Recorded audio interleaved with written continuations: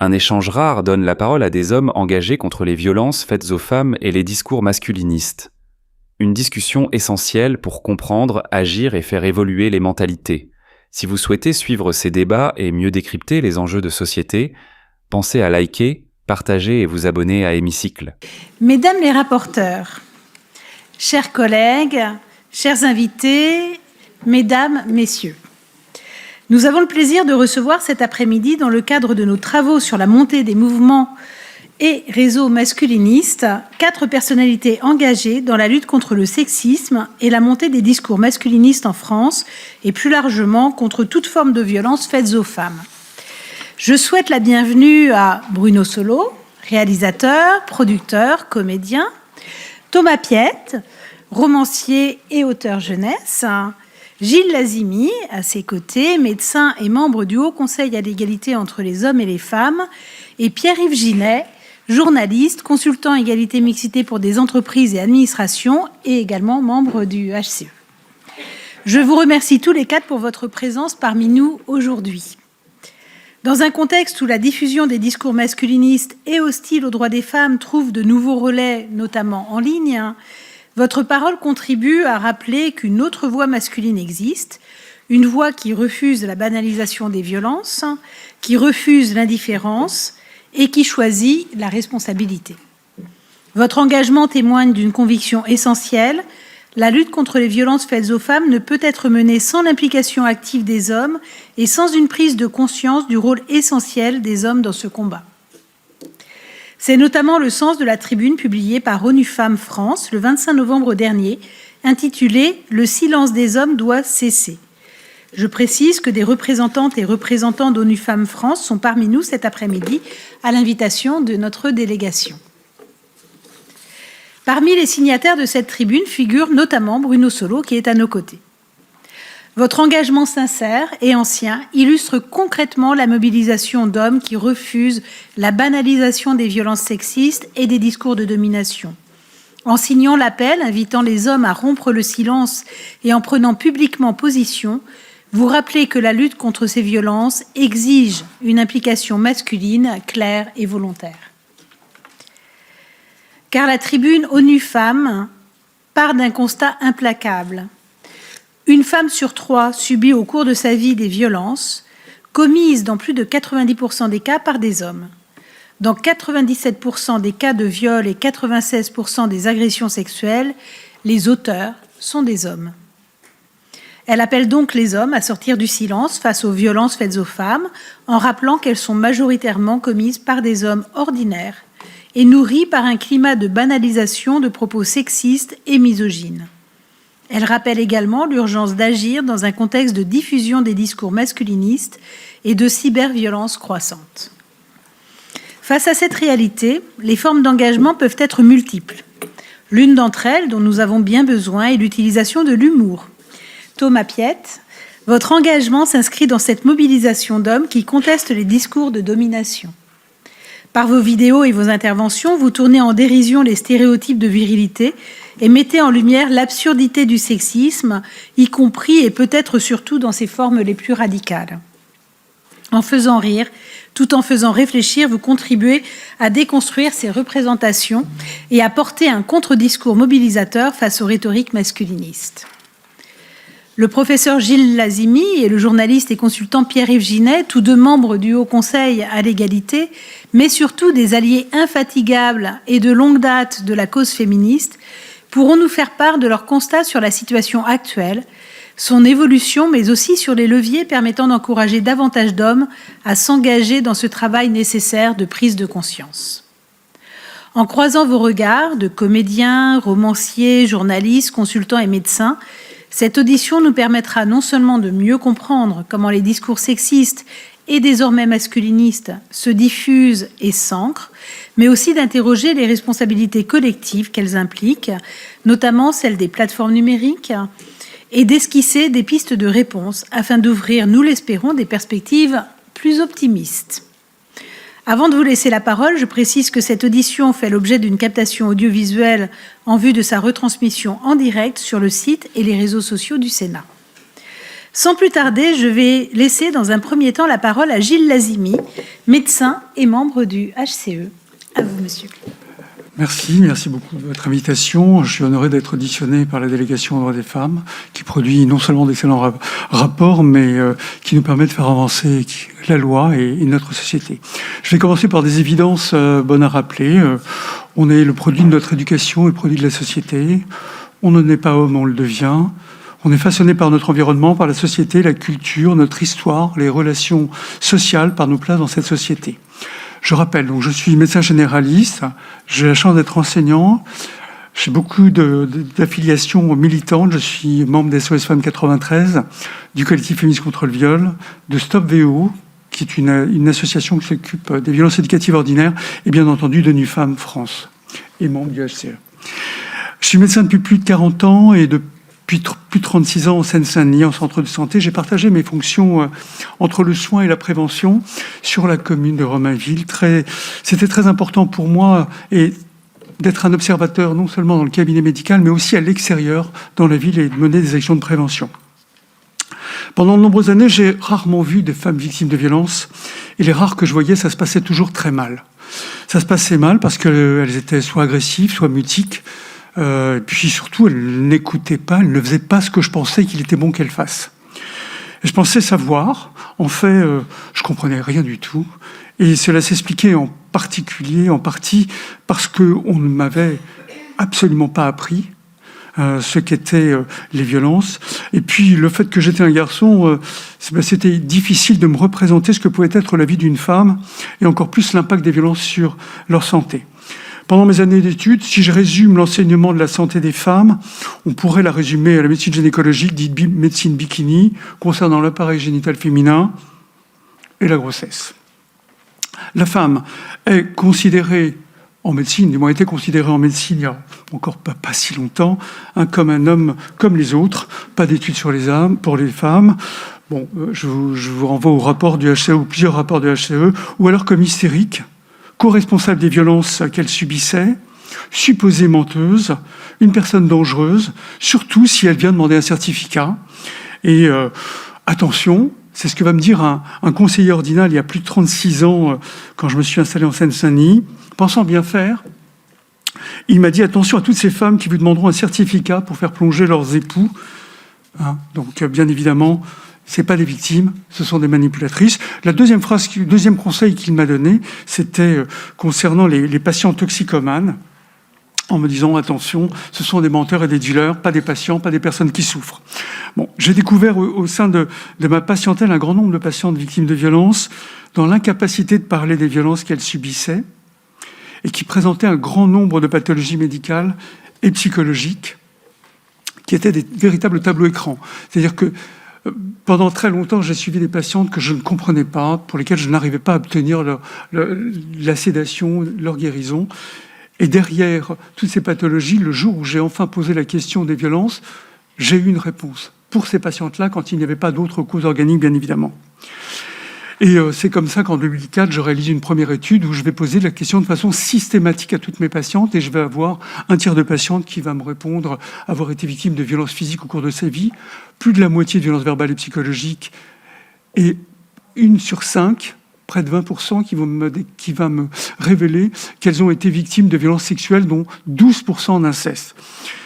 Donc c'est vraiment important, c'est comme ça que je vais réaliser que plus d'un tiers de mes patientes ont vécu des violences sexistes et sexuelles au cours de leur vie, et que ça impacte gravement leur santé, leurs relations, leur travail.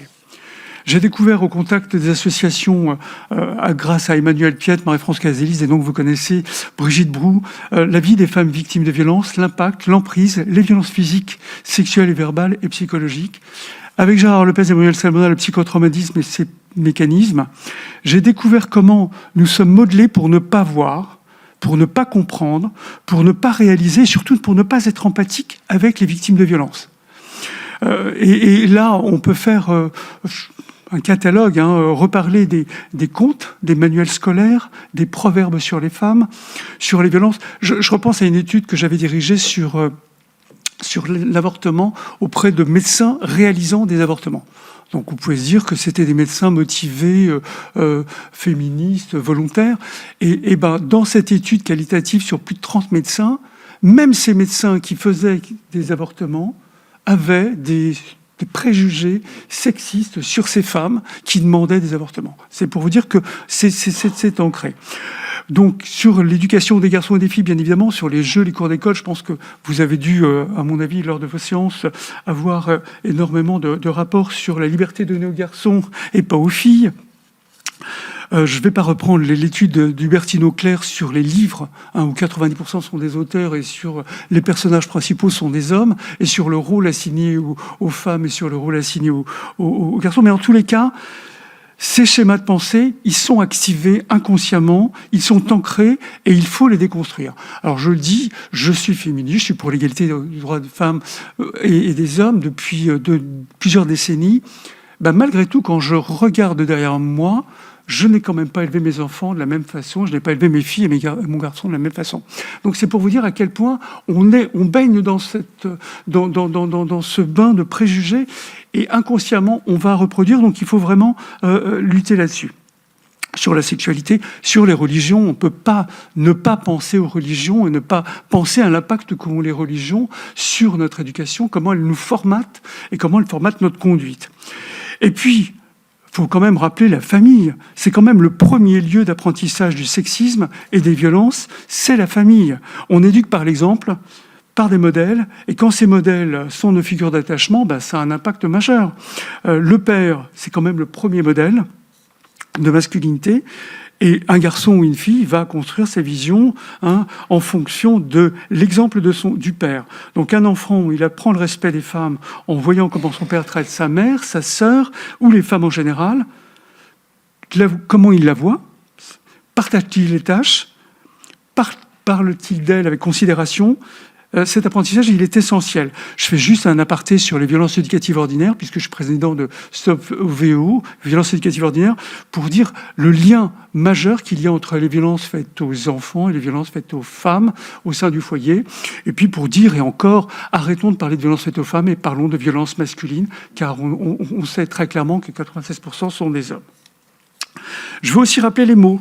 La langue, donc ça c'est très important, évidemment sur cette fameuse loi du masculin qui l'emporterait sur le féminin, sur cette invisibilisation du féminin, sur les formulations, ces formulations qu'on a nous tous dit et que j'ai dit aussi, par exemple, elle s'est fait violer. Non, elle ne s'est pas fait violer, elle a été violée. On parle de femme battue, non, elle est victime de violences. Elle l'a cherché, non, elle n'est pas co-responsable. Les insultes et les mots grossiers, là aussi, sur la féminisation, sur le lien avec le sexe des femmes. Le féminin de certains noms de métiers, bien évidemment. Et ça, dans le passé, même si ça a changé, il faut quand même revenir sur le mot expert, sur le mot courtisan, pour voir d'où on vient. Et même si on progresse, on fait aussi quand même 3 pas en avant, 2 pas en arrière, surtout en ce moment avec les discours autoritaires. L'accompagnement des victimes de violences m'a beaucoup appris et m'a fait prendre conscience des difficultés de vie des femmes liées aux violences. Ça m'a aidé à comprendre et à prendre conscience de ce qu'est la vie d'une femme. Et lors d'une campagne pour la mise en place du préservatif féminin, c'était en 97, c'était il y a longtemps, j'ai rencontré un grand nombre de patientes et 2 patientes séropositives qui m'ont raconté qu'elles avaient été contaminées parce qu'elles avaient été incapables d'imposer le préservatif, incapables de prendre soin d'elles. Et le plus souvent, et dans ces cas-là, en tous les cas dans ces 2 situations, c'était en lien avec des violences qu'elles avaient subies, une dans l'enfance et une dans la vie conjugale.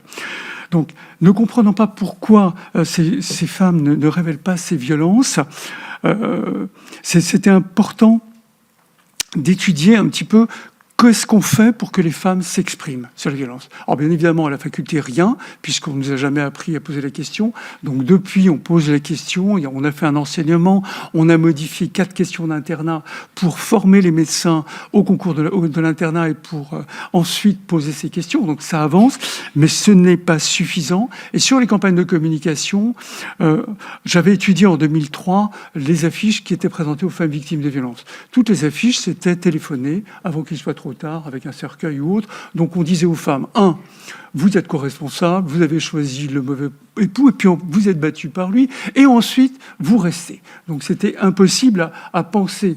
Et donc on avait fait une première campagne avec Emmanuel Piette, Sylviane Leclerc et Ernestine Renet. Cette campagne, c'était des hommes sur les affiches avec des messages de prévention. Si je la force, c'est un viol. Tu ne lui parles pas comme ça. Être un mâle, c'est pas faire mal. Il y avait 6 affiches. En 2004, ils étaient de dos, les hommes, parce qu'on n'avait trouvé aucun homme qui acceptait d'être en campagne. En 2011 et 2013, ils étaient de face. C'est important, cette campagne, elle a été révélatrice pour moi, parce que avant, je posais la question que quand il y avait un tableau clinique qui perdurait, pour lequel je n'arrivais pas à suivre une patiente, et là, je l'ai posé de façon systématique, juste à partir de cette campagne. Le premier jour où j'ai mis les affiches dans mon cabinet, 2 patientes que je fais depuis 15 ans étaient en larmes, et quand j'aurais posé la question, elles m'ont aussi révélé des violences, et comme je n'avais pas posé la question, je n'avais pas de réponse. Comme toujours, on n'a de réponse qu'aux questions qu'on pose. Et donc là, je vais mettre en place cette campagne de systématisation de la question à poser aux femmes victimes de violences, et bien évidemment, j'ai des réponses. Accompagner les femmes victimes de violences a été une véritable révélation et un changement radical dans ma façon de prendre en charge les patientes, la relation thérapeutique.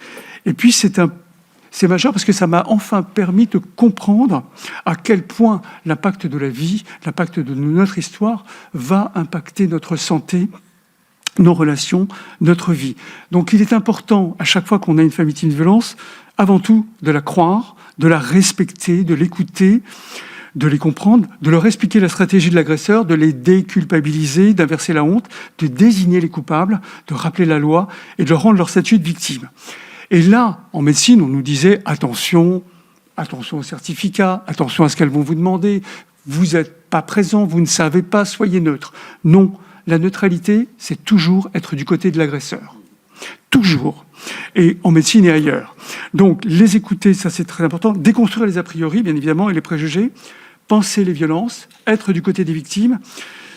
Car spontanément, et c'est culturel, on se place que du côté de l'agresseur. Je ne sais pas si, en tous les cas, dans tous les enseignements que moi j'ai eus pendant ma faculté, ça a toujours été ça. C'était penser, et si vous vous trompez, et si. C'est systématiquement le si, le pourcentage minuscule qui fait qu'à chaque fois, et si vous punissiez un innocent, c'est assez dramatique.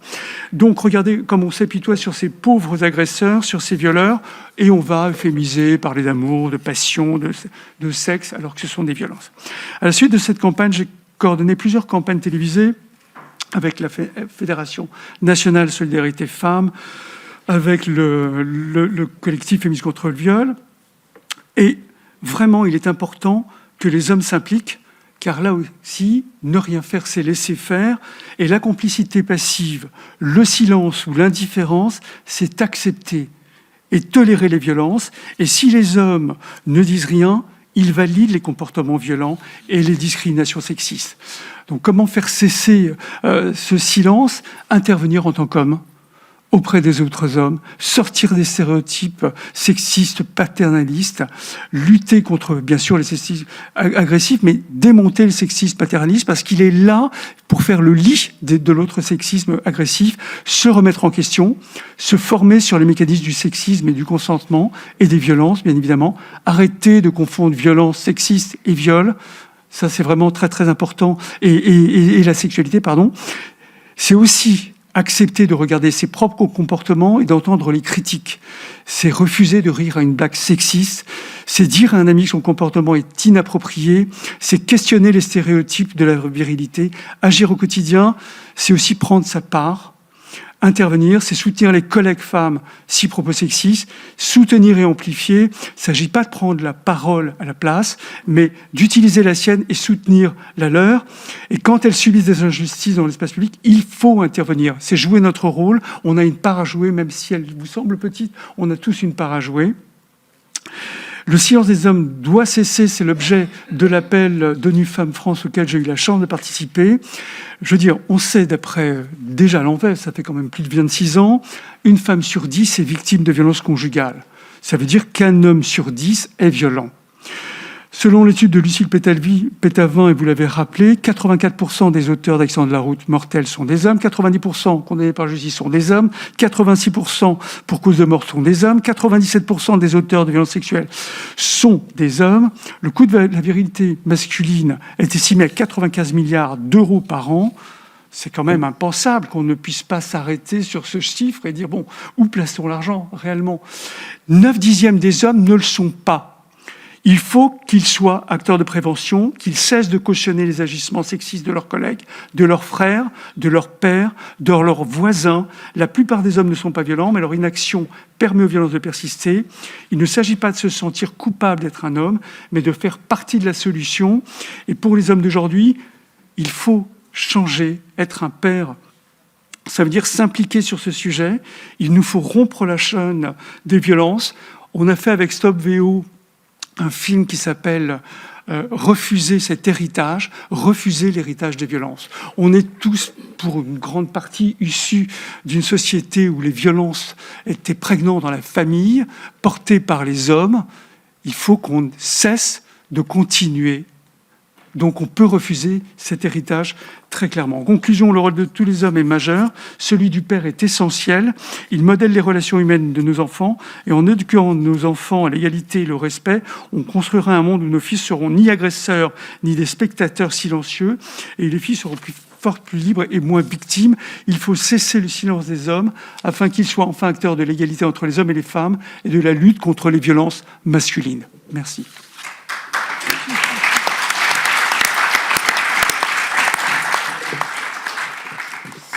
Merci beaucoup. Donc, nous regrouperons les questions à la fin. Je me tourne donc maintenant vers Bruno Solo. Et donc, je vous laisse la parole. Eh bien, c'est vrai que, Gilles, vous avez tellement résumé de manière presque exhaustive, effectivement, tous nos devoirs et ce constat terrible que est difficile de prendre la parole derrière vous, pas parce que je n'ai pas des choses à dire, mais parce qu'effectivement, vous avez résumé de manière extraordinaire, effectivement, notre place. Mais moi, je vais vous dire une chose, j'ai eu de la chance. J'ai eu une chance, c'est que je suis né justement dans une famille où mes parents, et notamment mon père, puisqu'on parle des hommes, avaient une conscience de sa place et de la place des femmes dans son existence. Je vais vous le résumer en une phrase. Un jour, mon père, qui était ouvrier dans le bâtiment, qui était un homme donc autodidacte, qui a fait peu d'études, mais très érudit, très curieux du monde, voyageur, ma sœur et moi, qui nous promenait, qui nous éduquait à la curiosité, à la littérature, au théâtre, à la poésie, et puis aussi avec des choses plus désinvoltes, enfin plus légères, comme on peut le vivre lorsqu'on est enfant.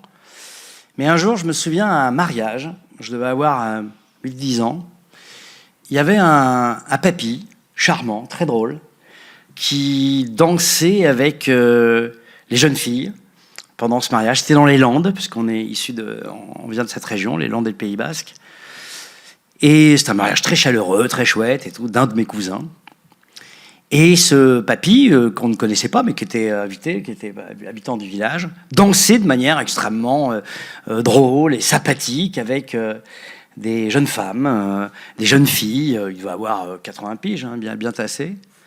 Et on le regardait avec moi en tout cas, je le regardais avec beaucoup de tendresse, et je fais la remarque à mon père, qui a à cette époque-là une quarantaine d'années, et je lui dis ah ben Yon, j'espère que quand tu auras son âge, tu seras toujours aussi vif, aussi marrant.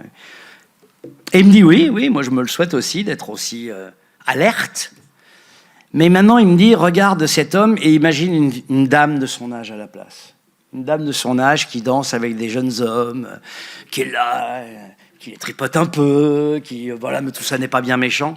Eh bien tout le monde, et c'est là où je trouve que mon père était d'une honnêteté intellectuelle absolue, tout le monde, beaucoup d'entre nous, réagirions en disant, mais qu'est-ce qu'elle fait cette vieille dame là, elle est pas vieille dame indigne quoi. Elle est pas un peu indigne de danser comme ça, de pincer les fesses et de faire des grands sourires à tous ces jeunes hommes. Eh bien ce jour très précisément, ça n'a pas impacté sur le coup, mais je me suis longtemps souvenu de cette phrase. Je me suis longtemps souvenu de l'honnêteté de mon père vis-à-vis, effectivement, de la position dominante des hommes, même sur des choses aussi frivoles, aussi légères, aussi désinvoltes que danser avec une jeune fille. Je ne suis pas en train d'accuser ce vieil homme d'avoir eu des pensées, peut-être, je ne suis pas dans sa tête, et puis je n'ai pas souvenir qu'il avait agressé qui que ce soit, mais quand même, il s'est positionné, mon père, là-dedans. Et pourquoi je dis que j'ai eu de la chance? Parce que très longtemps et très vite, j'ai pris conscience, effectivement, que il était plus facile quand même d'être un homme dans nos sociétés que d'être une femme, que naître femme dans certains pays, c'est être quasiment condamné à mort, c'est quasiment... qu'il y a une guerre qui est menée par beaucoup d'hommes vis-à-vis des femmes, une guerre qui me paraît, à moi, par rapport à l'éducation, la culture, mais qui devrait paraître à chacun d'entre nous totalement surréaliste, totalement folle. Pourquoi ne pas vivre dans la communauté humaine ensemble, ne pas être au devant de ces combats, sur la même ligne en tout cas, pas nécessairement devant, jamais en retrait en tout cas, mais sur la même ligne. Pourquoi ça ne vient pas à l'esprit de nos garçons? Pourquoi effectivement on s'inquiète plus lorsque et moi le premier, lorsque nos filles sortent le soir? J'ai un garçon de 26 ans et une fille de 21 ans. Quand ma fille sort effectivement le soir, je suis voilà, pétri d'inquiétude légitime, de prudence. Fais gaffe quand tu rentres, fais gaffe aux garçons que tu vas rencontrer, fais gaffe à ce qu'on pourrait mettre dans ton verre. Des inquiétudes nécessaires et tout pour garder cette vigilance, pour rester alerte. Mais pour autant, c'est pas pour m'exhorter de ça, mais me lancer des fleurs, pardon, mais je l'ai toujours dit à mon fils aussi, toi aussi, sois prudent. Toi aussi, fais gaffe à tes gestes. Toi aussi, sois attentif à une fille, même si tu as bu un coup, et qu'elle a peut-être bu un coup, que vous êtes en train de sortir le soir dans une boîte, et qu'à un moment, tu as la tentation de lui voler un bisou, et si elle te dit non, sois attentif à ça. Je voudrais qu'on ait la même capacité de s'inquiéter légitimement de la sécurité de nos filles, et qu'on ait la même capacité de s'inquiéter de l'attitude de nos fils.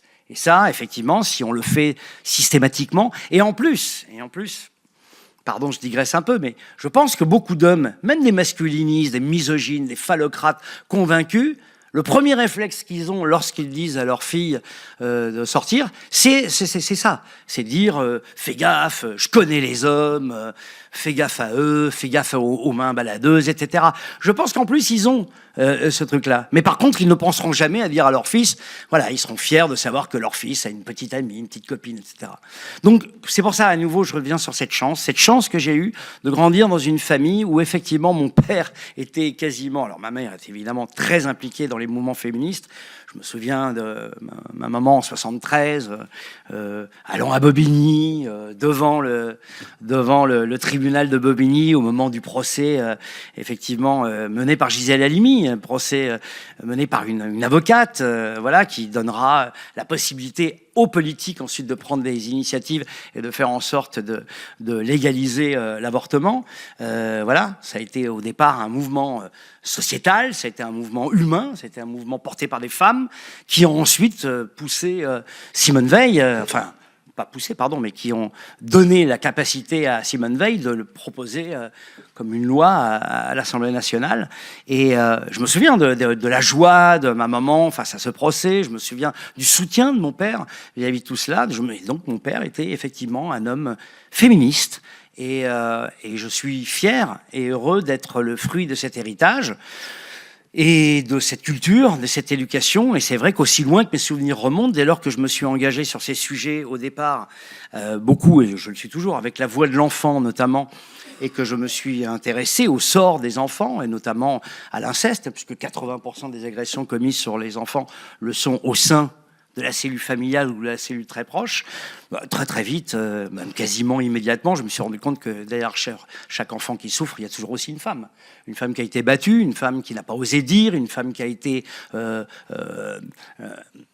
contrainte de ne pas pouvoir parler dans certains cas. Pourquoi? Parce que souvent c'est l'homme qui est le tenant de la situation financière de la famille, et que certaines femmes se disent, si jamais il est arrêté, si jamais il va en prison, la famille va être éclatée, mes enfants vont être dispersés et moi je n'aurai plus le moyen. Ça aussi, c'était une violence faite aux femmes. Dans le divorce, on sait que c'est une violence faite aux femmes aussi.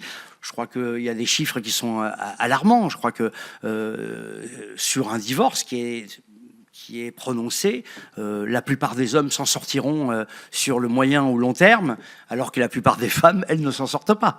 Donc ça aussi, dans la manière qu'on a de constituer notre société, du fait, par exemple, du Code civil de Napoléon, qui n'a pas inventé la misogynie, mais qui l'a institutionnalisée, qui l'a codifiée quelque part, eh bien, il y a cette idée, effectivement, que l'homme est le maître de son foyer, le maître du domaine, et que beaucoup d'hommes, autour de moi même, je fais parfois si ce n'est de l'initiation, mais en tout cas de l'éducation, je parle à des gars, je leur dis, vous vous rendez compte à quel point vous êtes impliqués, pas de manière directe, je ne traite pas la plupart des hommes que je croise d'agresseurs, mais en tout cas, une sorte, ce que vous disiez, Gilles, à très juste titre, une sorte de complicité par le silence et de constat presque factuel, de dire c'est comme ça, j'ai été éduqué comme ça, je vois pas pourquoi les choses changeraient, qu'est-ce que je pourrais faire?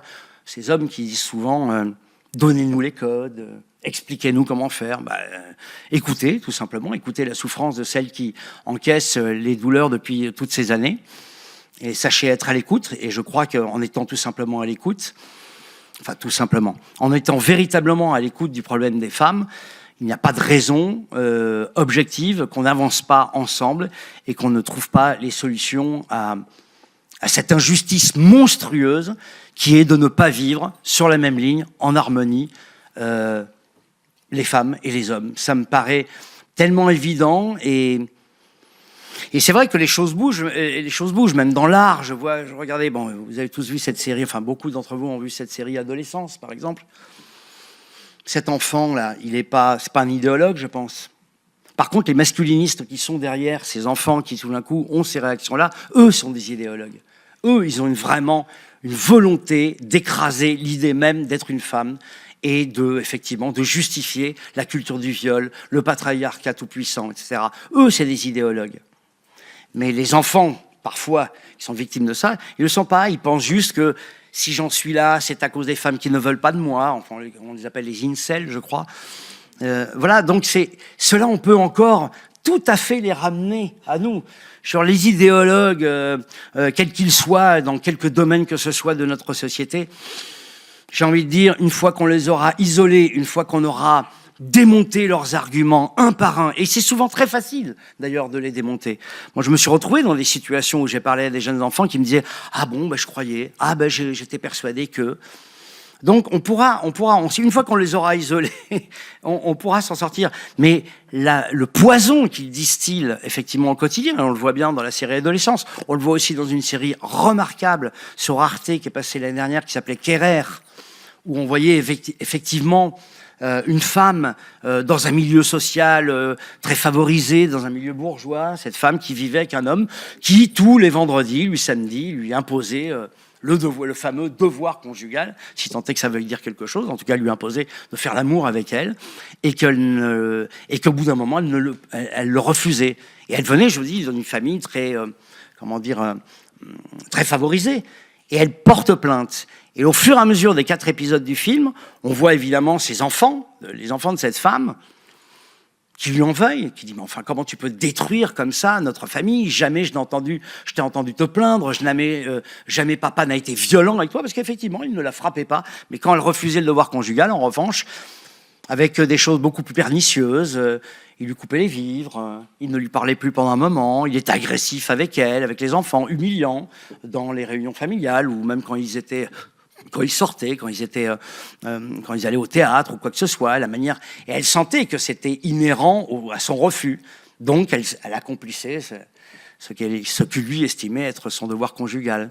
Et au fur et à mesure, dans le film, on voit de manière très intelligente, très subtile et très porteuse d'espoir, l'un des fils notamment, totalement du côté du père, tout d'un coup basculer petit à petit et comprendre en l'espace de un mois. En un mois, comprendre ce que subissait sa mère. C'est pour ça que je dis, les idéologues, les phallocrates convaincus, les misogynes, les sexistes, voilà, tous les idéologues de cette sont sans aucun doute difficiles à convaincre parce qu'ils n'ont pas envie de l'être, parce que fondamentalement, ils pensent effectivement qu'il y a une hiérarchie entre hommes et femmes.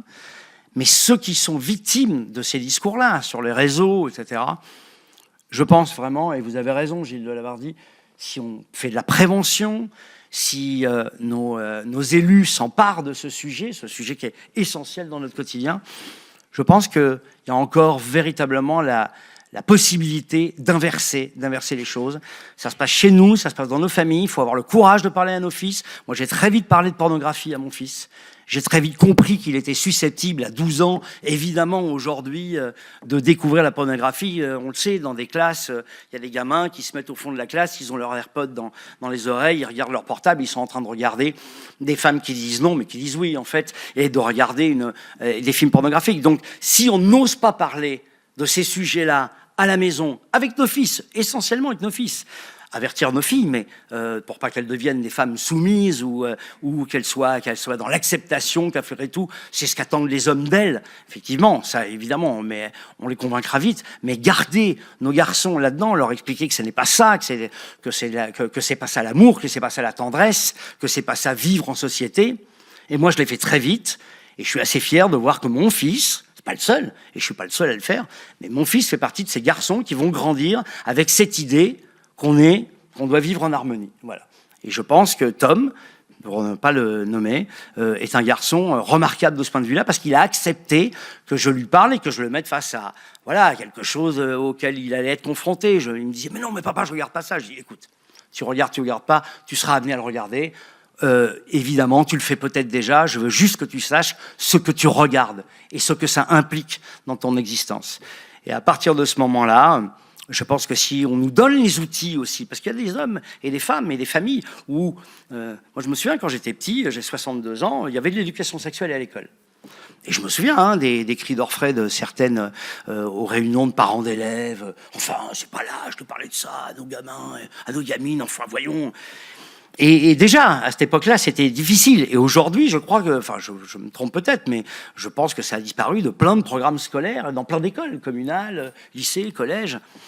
Et pourtant, c'était indispensable. C'était une manière de donner aux enfants les moyens de peut-être poser des questions auxquelles les parents n'envisageaient pas de répondre ou n'osaient pas évoquer quand ils étaient en classe, quand ils étaient à la maison. Donc, il faut aussi donner les outils, j'ai presque envie de dire les armes, puisque c'est une guerre pour certains, les armes à des parents, et notamment à des pères, de pouvoir parler ces choses-là librement sans que ça soit quelque chose que l'enfant garde pour lui et ensuite qui le traumatise parce qu'il ne sait pas comment parler tout simplement de sexualité, de séduction, de rapport avec l'autre partie de l'humanité, l'autre moitié de l'humanité, qui est même un peu plus nombreuse. Donc c'est même pas une minorité, c'est une majorité.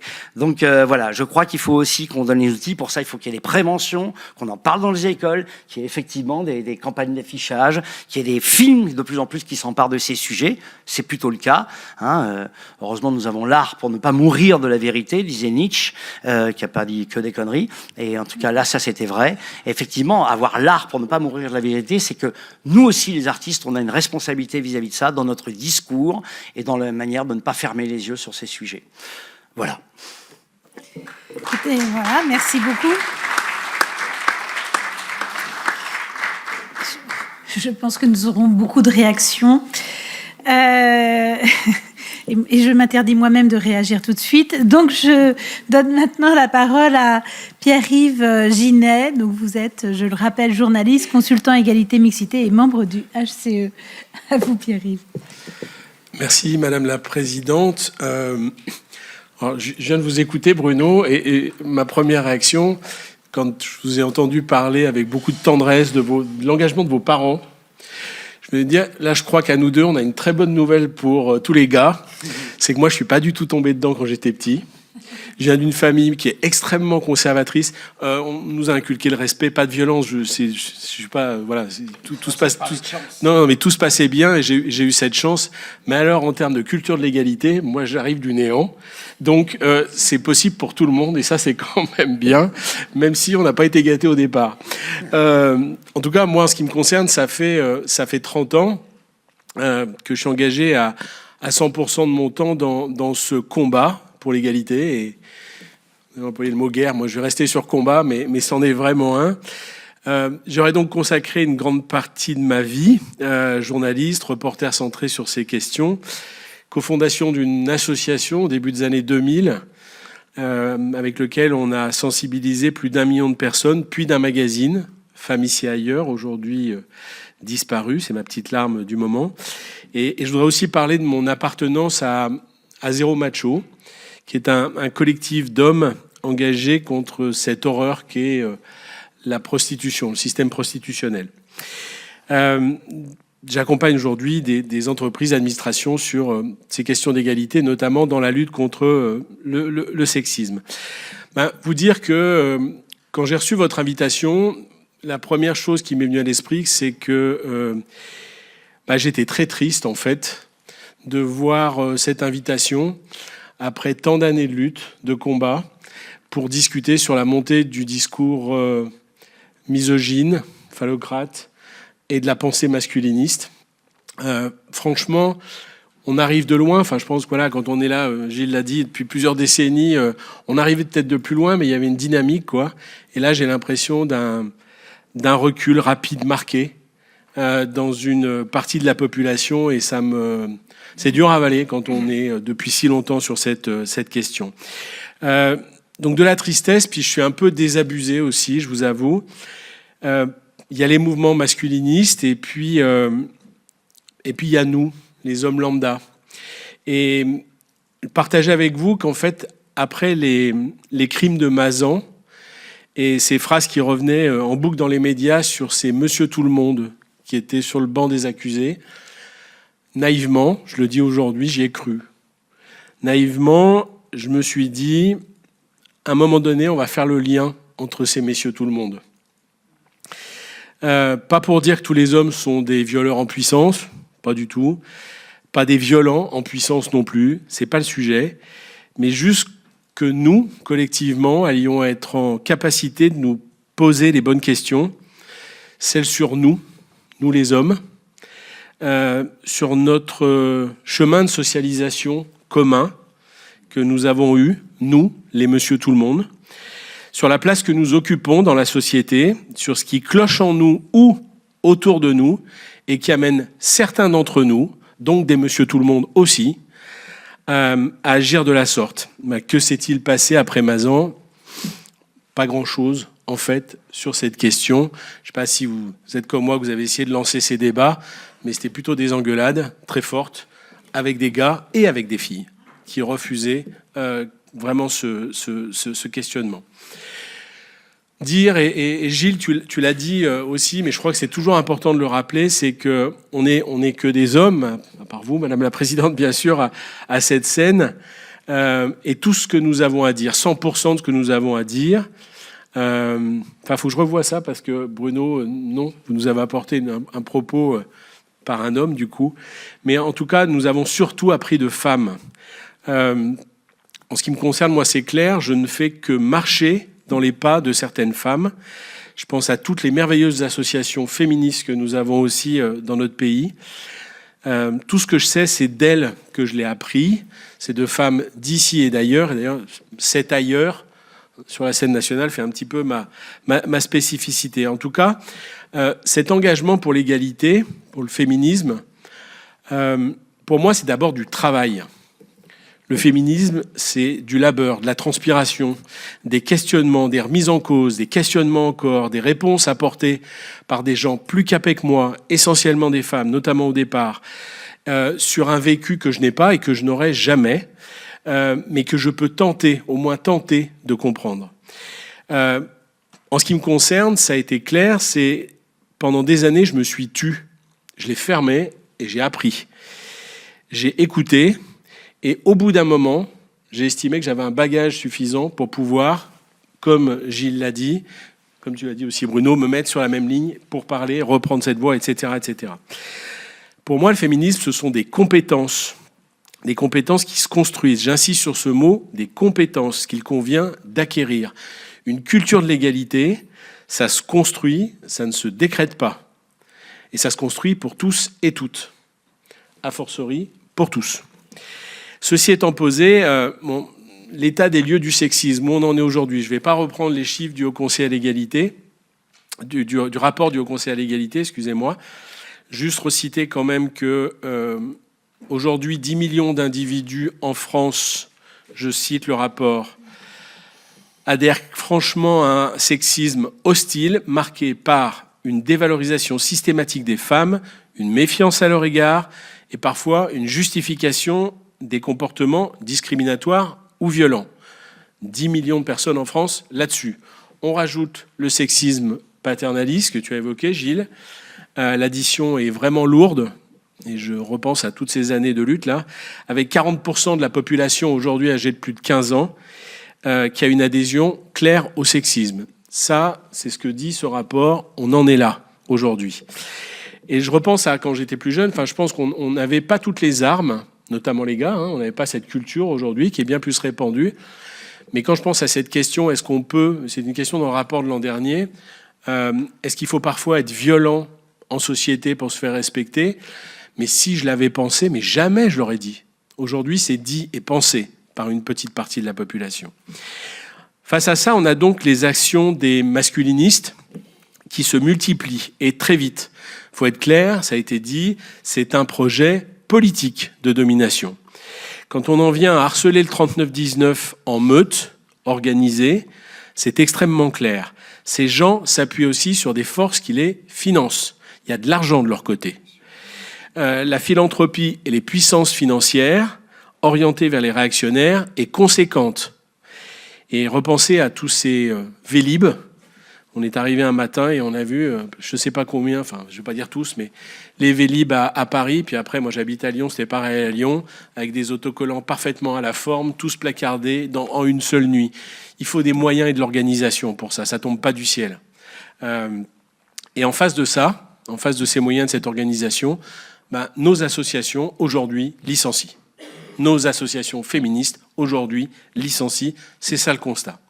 Face à cette force sexisme et les réseaux masculinistes, ou en tout cas leurs engences, on a grosso modo, je fais encore référence au rapport du HCE, un quart, voire un tiers de la population aujourd'hui qui a de bonnes clés de compréhension et surtout des attentes fortes en la matière. Ce sont surtout des femmes, mais pas que. Il y a aussi des hommes, plutôt jeunes, plutôt diplômés, qui ont ce bon bagage, en fait. Et cette jeunesse, elle n'existait pas quand j'avais 20 ans. Donc là, on a cette partie-là, beaucoup plus progressiste, exigeante, et ça, c'est positif. Voilà pour la photo aujourd'hui. Alors, je vous avoue que quand j'ai vu le rapport du Haut Conseil, moi, ma première... évidemment, je souscris à tout ce que Bruno, Gilles ont dit, mais mon premier réflexe a été l'inquiétude. J'ai dit, mon Dieu, mais vers quoi on va? En pensant à ces deux franges complètement polarisées, qui ont... moi, je sais pas, je peux pas leur parler à ces gars-là, quoi. Je peux pas, ça pose pas... On se dit, si ça continue sous cette frange, on va avoir 40% d'un côté, 40% de l'autre et un ventre mou de 20 minutes. Mais comment on va vivre dans les mêmes espaces? Comment on va être dans les mêmes écoles? Comment on va bosser dans les mêmes entreprises, travailler dans les mêmes administrations, être dans les mêmes endroits, tout simplement? Je pense que si on fixe pas des règles très claires dans tous ces espaces, c'est-à-dire que les gens à la tête de ces espaces réfléchissent aujourd'hui à fixer des clairs, bon courage pour demain. À mon avis, ça peut être une vraie bombe à retardement dans une dizaine d'années, si ça continue. Les hommes engagés. Alors, vous en avez parlé, je pense qu'on peut faire un constat. Gilles, tu l'as dit, mais quand on dit engagés, je vais parler de ceux qui mettent vraiment la main à la pâte, ceux qui sont connus de tout leur entourage comme étant engagés sur cette question. Super, breaking news, le compte n'y est pas. Nous sommes extrêmement minoritaires. Malgré le fait que, et j'insiste là-dessus, moi je sais pas, Gilles, tu partageras peut-être mon point de vue, mais je me sens moins seul qu'avant, voilà, qu'il y a quelques années. Donc, on est moins seul, notamment avec une jeunesse qui nous rejoint, et ça, c'est chouette, mais le compte n'y est toujours pas. Les raisons de ce faible engagement, elles sont à peu près connues. D'abord, et je reviens à cette histoire du projet politique, le rapport du HCE de l'an dernier le mentionne très bien, on a 1 homme sur 3 aujourd'hui qui a compris, enfin, ça veut dire qu'il a fait un chemin quand même, a compris que l'égalité allait attaquer ses privilèges.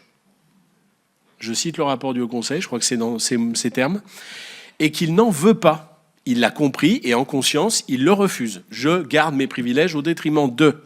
Je pense que ça ne fait pas du bien regarder en face, a fortiori quand on est un gars, mais il faut le regarder en face. Et puis à côté de ça, il y a une étude que j'aime bien, moi, qui est une étude Catalyst, qui date de 2009, qui avait été établie pour mesurer qu'est-ce qui freine les gars à s'engager sur le chemin d'égalité. C'était pour uniquement le monde du travail.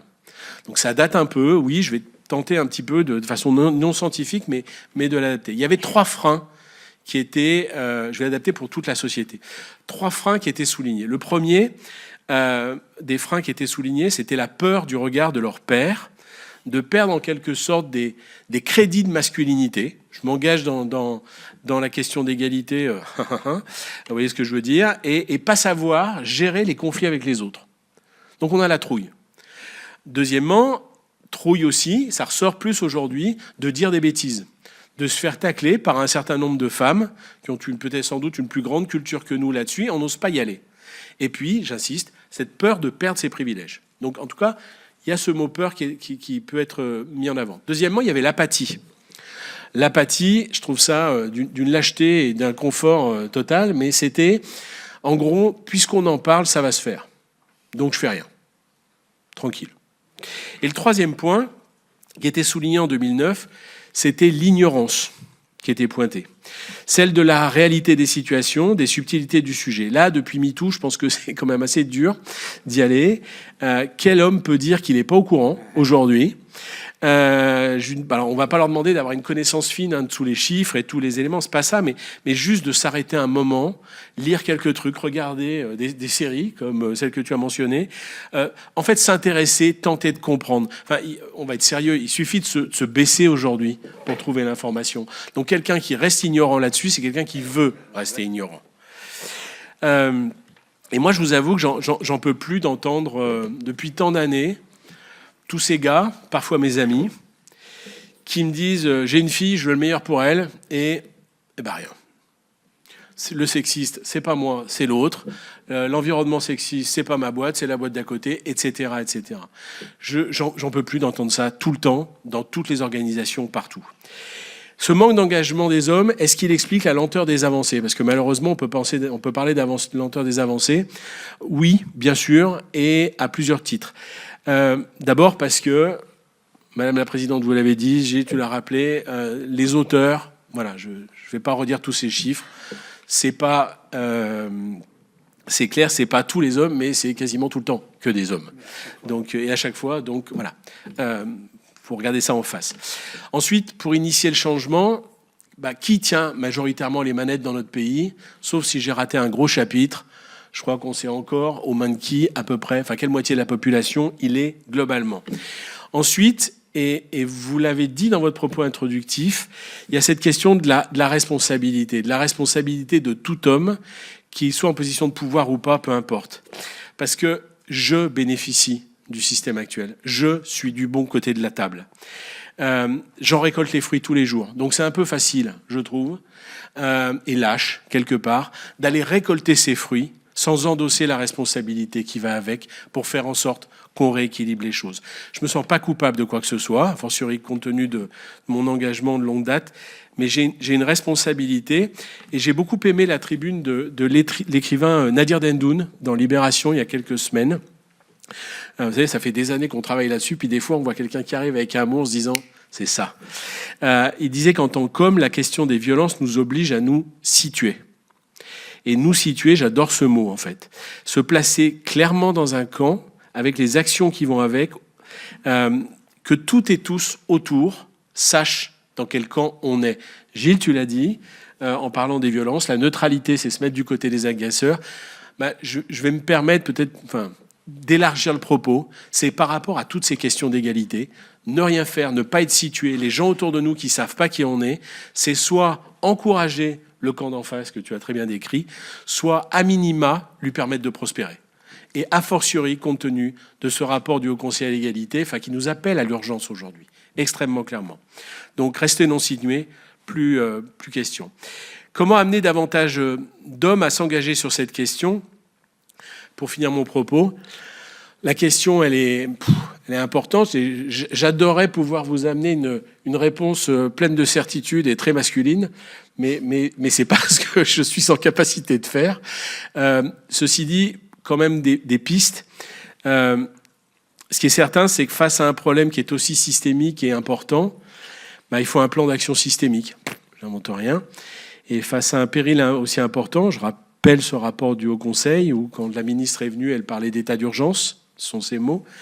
Il faut une réponse d'envergure avec des moyens d'envergure. Sans ça, on n'y arrivera pas. Le rôle de l'éducation, évidemment, est essentiel. Et l'éducation, ça n'est pas que aux mains de l'éducation nationale. Vraiment, parce que c'est trop facile de toujours se dire c'est la faute des profs. Non, non, non. On a tous un rôle là-dessus à jouer, et tu l'as très bien décrit avec tes fils. Donc, en tout cas, moi, je ne peux pas m'empêcher, parce que vieux de la vieille sur les questions, de repenser aux ABCD de l'égalité dans les années en 2014. Je les trouve plus essentiels que jamais, avec ces débats à créer dès l'enfance sur ces sujets, pour nous construire cette compétence, cette culture de l'égalité. Je répète, ça se construit. Et on doit amener ce Lego, évidemment, dans l'éducation. On a un problème avec la justice. On a un corpus de lois qui est formidable dans ce pays. Si on voyage et on regarde ce qui existe ailleurs, il est certes perfectible, mais il est formidable. Nos législateurs, législatrices ont fait un chouette boulot. On peut avancer, mais chouette boulot. Par contre, elle n'est pas appliquée. Elle n'est pas appliquée. Et en fait, la règle existe, mais elle n'est pas dans la tête des hommes. Elle n'est pas dans nos têtes aujourd'hui. Donc, alors qu'une règle, il y aurait rien de mieux pour nous faire bouger et nous faire avancer. En fait, on n'appréhende pas le risque. Les hommes, en particulier, n'appréhendent pas le risque quand on passe de l'autre côté de la ligne. Quand on passe dans la délinquance, en fait, concrètement. On n'appréhende pas ce risque, il n'est pas présent. C'est assez dingue de se dire qu'aujourd'hui, quand on se met au volant de sa voiture, on sait que si on a fait un excès de vitesse, on va perdre des points. Alors que, par exemple, quand quelqu'un rentre dans un pseudo-salon de massage avec des jeunes femmes chinoises victimes de la traite, etc., où il ne se passe rien, parce que la loi, elle est carrément pas appliquée, ces gars-là ne pensent jamais aux risques qu'ils prennent. Quand un harceleur dans une entreprise s'en prend à sa proie tous les jours, etc., a fortiori si c'est un supérieur hiérarchique, comme c'est souvent le cas, jamais dans sa tête la notion de risque est présente. Ma liste, elle pourrait être super longue, en fait, là-dessus. Donc, l'importance de la justice pour faire rentrer ce risque dans la tête des hommes. Je crois que les règles, on sait les appliquer, mais il faut qu'on soit clair avec des sanctions qui sont en face. Et voilà. Après, il y a la notion de courage. Comment on pourrait nous donner le courage de nous situer ? Je reviens à ce mot que j'ai découvert récemment, que j'aime bien. C'est d'être droit dans ses bottes, de s'opposer à nos potes, s'opposer à des membres de notre famille, et dire non, moi, j'en suis pas, et le faire tout le temps. Des fois, c'est crevant, hein. Franchement, on va pas se mentir, c'est fatigant et usant. Mais pour qu'on soit plus nombreux à le faire, je pense que là, tous les 4 au moins, tout le monde sait où on se situe. Tout le monde dans nos environnements sait. Que ce soit le cas pour un paquet de monde, parce qu'on est seul là-dessus. Hein. Faut être clair, hein. On n'est pas nombreux, en tout cas. Et puis, je vais terminer mon propos. Je pense qu'on a un challenge collectif qui est intéressant. Je vais oser le mot, c'est de mettre du désir dans tout ça. Je te vois rien, Laurence, mais rendre désirable l'égalité. Et moi, je le ressens profondément. On l'a porté pendant une dizaine d'années avec l'équipe du magazine Femmes ici et ailleurs. Et je rebondis aussi sur ce terme de désir qui a été employé par Brigitte Grésy en janvier dans La Croix, dans une tribune, qui met en avant ce mot. En fait, dans un monde d'égalité, projetons-nous, rêvons, les hommes partageraient effectivement le pouvoir. Je perdrais une partie de mes passe-droits, une partie seulement, et une partie de mon pouvoir. mais qu'une partie, j'insiste. Je partagerai certaines charges qui sont peu réjouissantes, mettrai la main à la pâte. Pas fun, hein, on va pas faire croire que tout est beau, malin, c'est une supercherie de faire croire le contraire. Non, il faut y aller. Et parfois, c'est pas agréable, c'est clair. Mais d'un autre côté, j'ai pas que des trucs à perdre. J'ai aussi des choses à gagner. Il y a d'abord cette question du poids de notre virilité. Ça a été évoqué, Gilles, tu l'as fait avec ce coup de la virilité de Lucille Pétavin qui nous invite à penser différemment. En fait, ce coup de notre virilité, il est trop lourd pour les femmes d'abord, ne l'oublions jamais, pour la société ensuite et pour chacun de nous enfin. Mais il est trop lourd quand même. Donc débarrassons-nous, on peut se débarrasser de ce truc-là. Ensuite, désirable parce que dans un contexte égalitaire, on aura des charges à porter, mais on aura un bien-être supérieur à aller le chercher. Moi, j'en suis convaincu. En fait, si vous regardez toutes les études menées à droite et gauche, parfois, je l'avoue, un peu farfelues, sur X ou Y questions. En fait, quand on regarde la famille, la vie sociale, la vie intime, les conditions de travail, comment on s'épanouit au boulot, en fait, dans tous ces espaces, quand des hommes évoluent dans ces contextes-là, ils sont mieux dans leur basket. Ok, moins de pouvoir. Ok, moins de possibilités d'accéder à N+1. On partage. Ok, plein de choses. Mais par contre, au quotidien, sans cette chasse du pouvoir et de la domination de l'autre, bah c'est du bien-être à aller chercher. Je suis pas en train de vous faire un truc chez Oui, là, avec tout est rose d'un côté et pas de l'autre. Non, il y a un prix à payer pour ça. Mais je suis foncièrement convaincu de ça.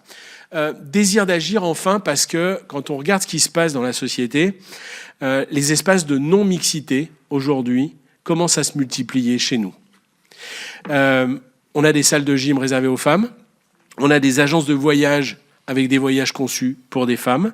On a des soirées réservées aux femmes, de plus en plus. Et on a même maintenant des organisations de travail, c'est-à-dire des femmes qui se regroupent en voulant clairement pas bosser avec des gars. Je pense à certains cabinets d'avocates, par exemple, aujourd'hui. Et on ne voyait pas ça avant. Et c'est de plus en plus. Moi, je les comprends. Franchement, je les comprends. Mais ce n'est pas le monde auquel j'aspire.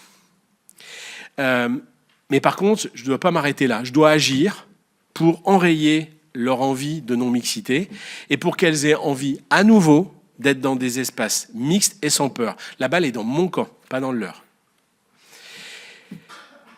En fait, le chantier est immense. Il y a urgence, et quand il y a urgence, il doit y avoir une réaction d'ampleur. Je trouve que c'est ce que dit très bien le rapport du Haut Conseil.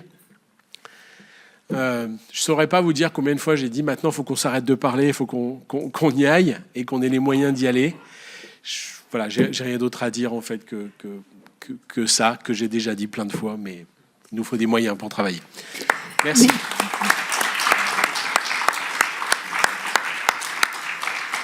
Mais parfois, parler, c'est agir. En l'occurrence, là, je pense que c'est ce que vous venez de faire. Et maintenant, je vais me tourner vers Thomas Piette, mais avant votre intervention, nous allons visionner 3 vidéos dont vous êtes l'auteur.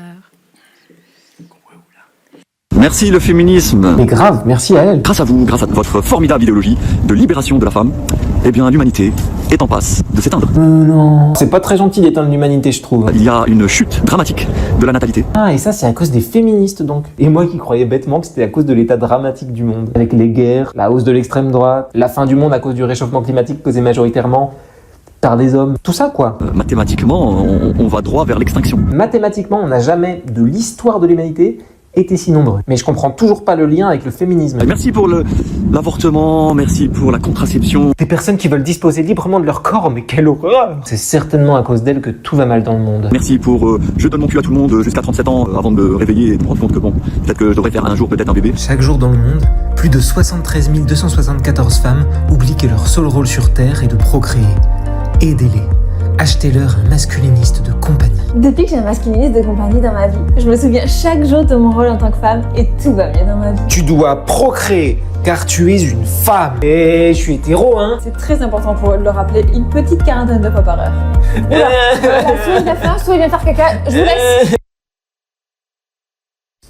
Si demain mon fils, il vient me voir et il me dit qu'il veut mettre des robes de princesse, Bah j'imagine que tu vas au magasin avec lui, tu lui demandes laquelle il préfère, et après t'en achètes une pour toi aussi. En tout cas, moi c'est ce que je ferais. ça va être une baffe dans la gueule et le service militaire algérien. Waouh, oui. Alors effectivement, on est sur une autre méthode éducative, basée sur la violence, la misogynie, l'homophobie et la domination. C'est vrai que jusque-là, ça a quand même bien fait ses preuves, alors je me dis, Pourquoi changer? Il y a d'autres trucs qu'on n'a surtout pas le droit de faire en tant que vrai bonhomme alpha, comme moi, par exemple. T'as vu les mecs qui mangent des sushis, frère?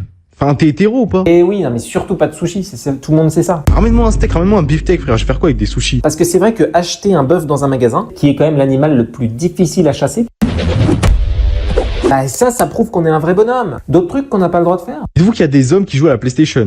Des hommes, hein. Alors ça, c'est bien connu aussi, à la base, le public cible de PlayStation, il est hyper féminin. D'ailleurs, c'est pour ça qu'il n'y a aucune misogynie dans le milieu du gaming. Hein. Non. En tout cas, avoir tellement d'insécurité à l'intérieur que tu t'interdis de faire des centaines de trucs si c'est pas vu comme masculin et viril par les autres hommes, bah ça, c'est hyper hétéro.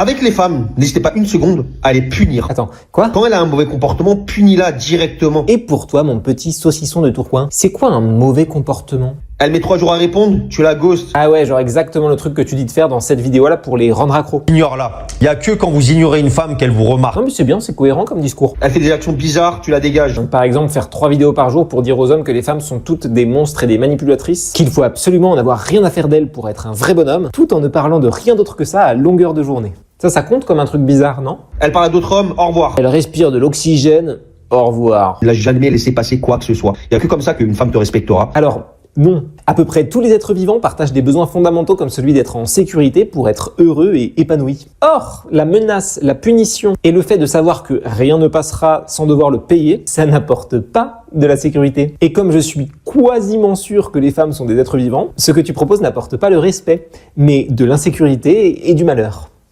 Chouette.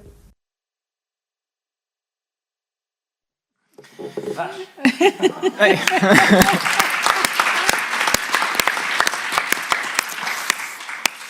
Oui. Bon, et bien à vous maintenant. C'est pas des acteurs, c'est pas des comédiens, c'est que des personnes. Non. Non, c'est vraiment des personnes qui sont convaincues de ça et qui font 2-3 vidéos par jour sur ces sujets-là. Voilà. Si j'en ris, c'est pas parce que c'est rigolo, hein, c'est juste parce que c'est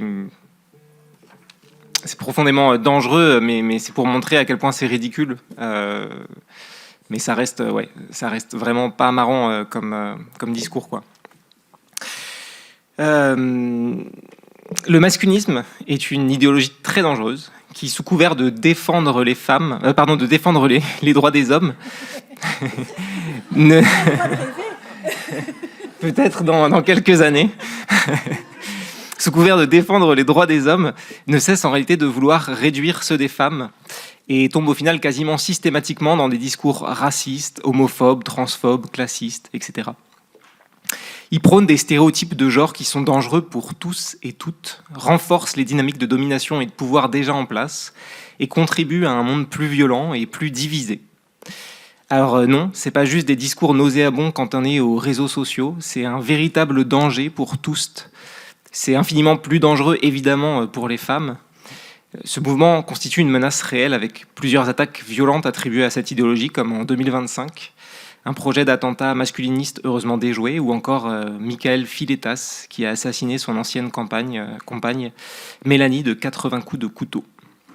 C'est un mouvement essentialiste, éloigné des réalités biologiques et sociales, qui affirme que les hommes et les femmes auraient de naissance, de manière naturelle, des droits et des devoirs complètement différents, avec, on s'en doute, une obligation pour les hommes d'être forts, puissants, de dominer, de violenter souvent, et une obligation pour les femmes d'être soumises, dominées et faibles.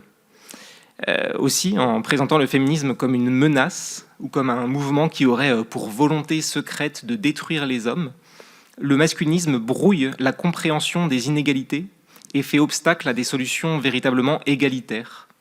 Il renforce la culture du viol, il renforce les violences, les dynamiques de domination systémique. Le masculinisme célèbre aussi une vision très stéréotypée de la virilité, souvent associée à la domination, la force physique et l'agressivité. En imposant parfois, sous peine de réactions violentes, des stéréotypes de genre pour tous et toutes, ils empêchent l'accès pourtant si précieux à l'authenticité et à la vulnérabilité. Une femme n'aurait pas le droit, selon eux, de ne pas correspondre aux dictats de beauté qu'ils ont créés. Elle n'aurait pas le droit de travailler, d'être autonome, de se montrer sur les réseaux sociaux ou même de vivre des amitiés. C'est des interdictions que j'ai entendues parmi beaucoup d'autres. Et oui, en effet, ça fait penser aux stratégies d'emprise communément associées aux pervers narcissiques. Oui, ça enlève toute forme d'autonomie et de liberté, et oui, toutes ces violences sont dans le rouge du violentomètre. Et on peut se demander quelle liberté nouvelle ils peuvent enlever aux femmes, si ce n'est celle de respirer. Les hommes, de leur côté, alors évidemment, les violences sont infiniment moindres et on a énormément de privilèges, et on jouit d'énormément de privilèges en adhérant à une idéologie masculinisme, mais je suis assez d'accord avec cette idée de rendre désirable le fait de combattre ces mouvements-là, de combattre les stéréotypes de genre, de se renseigner, d'écouter. Et les hommes, de leur côté, on aurait une interdiction totale de vivre nos émotions, sauf si c'est celle de la colère, plutôt mise en avant et applaudie encore plus quand elle est projetée sur les autres. Mais en aucun cas des émotions de tristesse, de peur, de joie même. Pas le droit de vivre de l'amour à l'intérieur parce que c'est jugé trop féminin. Les hommes se doivent d'être riches, musclés, d'avoir un certain goût pour la violence. Et bien sûr, ils doivent être vigilants chaque seconde, dans chaque geste, dans chaque activité, dans chaque lecture, à bien correspondre à ce qu'on attend d'eux en tant qu'hommes virils. La sacro-sainte virilité devient alors une prison dans laquelle aucun espoir d'être un jour épanoui et authentique n'est envisageable. Alors oui, se débarrasser des injonctions et des idéologies masculinistes est souhaitable pour tous, sans exception. Car imposer à tout le monde de porter un masque pour correspondre aux attentes sociales de ce que nous avions entre les jambes le jour de notre naissance, c'est pas seulement triste, c'est aussi dangereux. Et s'il y a des jeunes garçons qui m'écoutent, j'aimerais vraiment, vraiment que vous sachiez que vous avez tout à gagner à sortir de cette prison de pensée, au final. Parce que tout faire chaque jour pour correspondre à des attentes arbitraires et sexistes, c'est comme enfermer son cœur dans une toute petite boîte. C'est vous empêcher d'être vous. C'est aussi participer à de nombreuses souffrances, et j'ai du mal à comprendre comment est-ce qu'on peut se sentir épanoui quand on sait que nos privilèges, on les fait payer à quelqu'un quelque part. Quand on sait que la moitié de la population mondiale paye l'addition chaque jour, parfois de leur vie, pour nos privilèges. Et là, je parle que des privilèges de genre. Le constat serait infiniment plus effrayant si je parlais de tous les privilèges qu'on peut accumuler. J'aimerais aussi rappeler une chose importante. Alors oui, évidemment, le masculinisme, c'est extrêmement dangereux. Et il est plus qu'important de lutter contre cette doctrine sexiste. Mais ce n'est pas une apparition nouvelle d'une discrimination inédite. C'est la conséquence presque logique d'années de domination systémique des hommes sur les femmes, de siècles de sexisme omniprésent, de culture du viol, de violence, de dévalorisation permanente, d'impunité pour les agresseurs et de doctrine essentialiste. Alors, s'il vous plaît, ne nous servons pas non plus du masculinisme pour tracer une sorte de ligne imaginaire entre nous, qui serions les hommes bien, les hommes où on n'a plus à travailler, où on n'a plus à être vigilant, et eux, qui seraient les monstres. Continuons tous à rester vigilants à notre propre sexisme, plus ou moins intériorisé. Continuons à écouter, à nous taire, à remettre en question nos schémas de pensée, car nous ne sommes pas exempts de cette misogynie. Nous sommes des plantes qui ont fleuri dans un terreau de discrimination et de privilèges. Alors c'est en nous. On ne pourra pas s'en défaire complètement, jamais, mais on peut rester vigilant chaque jour à nos comportements. Alors je le redis, ne nous servons pas du masculinisme pour tracer une ligne invisible entre nous et eux, car il y a forcément du eux en nous, et parfois plus qu'on aimerait le croire. Restons vigilants, car oui, tous les hommes ont grandi dans ce terreau de domination, de sexisme. Nous sommes aussi là aujourd'hui, j'ai cru comprendre, pour chercher ensemble des solutions. Et je crois qu'il existe des pistes de réflexion simples qui peuvent contribuer à un monde meilleur. Avec par exemple la promotion d'une éducation à l'égalité des genres dès l'école, qui cette fois aurait réellement lieu dans chaque établissement, et qui soit continue sur toute la scolarité. Une éducation à l'égalité entre tous, qui met une responsabilité non pas comme d'habitude sur comment les petites filles doivent s'adapter à ce sexisme, comment elles doivent s'en défendre, ou passer le reste de leur vie à lutter, mais qui pourrait rendre central comment les petits garçons doivent apprendre à écouter, à respecter, à prendre leur part de la charge mentale, à ne plus nuire. Nous devons apprendre à tous, sans exception, le consentement dans toute sa complexité, avec des ateliers obligatoires à tous les niveaux pour apprendre aux citoyens de demain, et peut-être même aux citoyens d'aujourd'hui, ça serait super, à dire, et par-dessus tout, à recevoir un non, à l'accepter, à le célébrer, sans jamais le faire payer ou sans jamais le négocier. Pour apprendre à formuler des demandes claires qui invitent l'autre à s'écouter et à dire non s'il y a le moindre petit doute à l'intérieur. Je me demande si j'avais eu 16 ans en 2026, face à ce manque cruel d'informations sur la sexualité, sur la vie affective et relationnelle, sur tous les changements qui ont lieu dans mon corps et dans ma tête, vers quoi je me serais tourné pour avoir ces réponses que personne autour de moi ne me propose. Alors peut-être que je serais tombé sur des super comptes féministes, mais il y a aussi de grandes chances que sur Internet, sur TikTok, sur Instagram, je serais aussi et surtout tombé sur des contenus masculinistes qui m'auraient proposé une réponse, alors dangereuse et complètement en dehors de la réalité, mais une réponse séduisante. Une réponse qui me déresponsabilise de mes malheurs, qui m'invite à ressembler aux héros que je vois dans les films depuis toujours, qui ont le droit, qui ont presque le devoir d'être au-dessus des autres, d'écraser les autres. Peut-être que j'aurais moi-même été convaincu par ces discours masculinistes. Peut-être que tous les hommes présents dans cette pièce auraient pu se laisser convaincre par ces discours masculinistes. Alors c'est une urgence, non seulement de lutter contre leurs discours, mais aussi d'en proposer un autre. Arrêtons d'ignorer les questions des enfants et des adolescents, car ils ont besoin de réponses et ils en trouveront quelque part. On a aussi besoin de programmes concrets de lutte contre la radicalisation en ligne qui inclut le masculinisme parmi les idéologies dangereuses et qui agit concrètement contre les discours discriminants. Je pense qu'il est aussi urgent de débloquer des fonds importants pour toutes les associations féministes en France, à qui l'État a drastiquement diminué ou complètement coupé les subventions, les empêchant ainsi de vivre et d'agir. Il faut soutenir des projets artistiques portés par des femmes, car la culture est une pièce importante de notre vision du monde.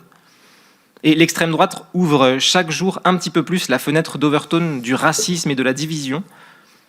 Alors, et laissant ainsi passer des idéologies comme le masculinisme, alors nous, ouvrons ensemble la fenêtre de l'inclusion et de l'équité, proposons et soutenons d'autres regards que les regards dominants.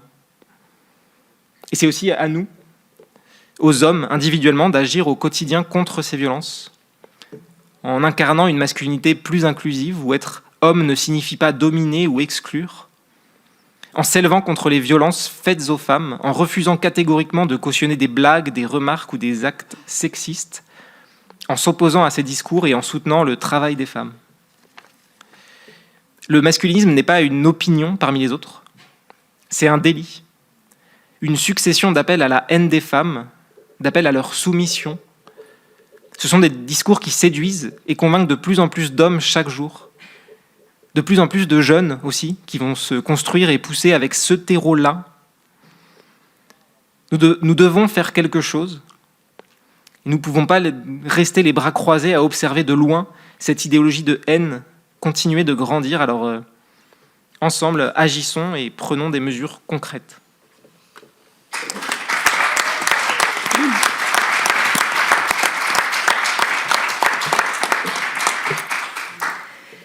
Merci à vous quatre pour vos interventions.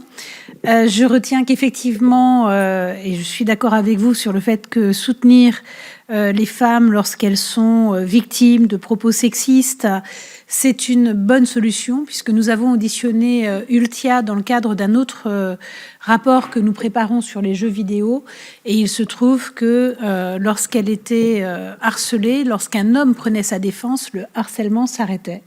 Alors que quand des femmes venaient en renfort, ça n'arrêtait rien du tout. Nous étions hier minuticonaises à Tonnerre, dans une école de formation aux jeux vidéo, et nous avons questionné les jeunes femmes et jeunes hommes qui étaient là et qui nous confirmaient la même chose, c'est qu'effectivement, dès qu'elles étaient dans une interaction où elles devaient parler, immédiatement il y avait des propos sexistes, éventuellement elles se faisaient rejeter du jeu, et lorsqu'il y avait un homme qui venait les défendre, ou un garçon qui venait les défendre, alors ça pouvait s'arrêter et se calmer. Vous avez tous parlé du porno et de la pornographie et de l'éducation sexuelle. Chez nous, on connaît bien le nom d'EVARS, éducation à la vie affective, relationnelle et sexuelle. Il est évident, et depuis longtemps nous prônons le fait qu'une éducation adaptée, effectivement, à l'âge, où le relationnel vient effectivement, où l'affection et le relationnel sont présents, nous semble préférable à la pornographie, dont on sait qu'aujourd'hui l'âge moyen d'accès est de 10 ou 11 ans. Et que ça n'est pas un modèle ni d'égalité, ni de respect, ni, à mon avis, de plaisir partagé. Et puisque nous parlons de plaisir partagé, le devoir conjugal dont vous parliez, je vous annonce qu'il passera au Sénat le 9 avril prochain, puisqu'il a été repris. C'est un homme et une femme qui l'ont proposé à l'Assemblée nationale, le fait de supprimer.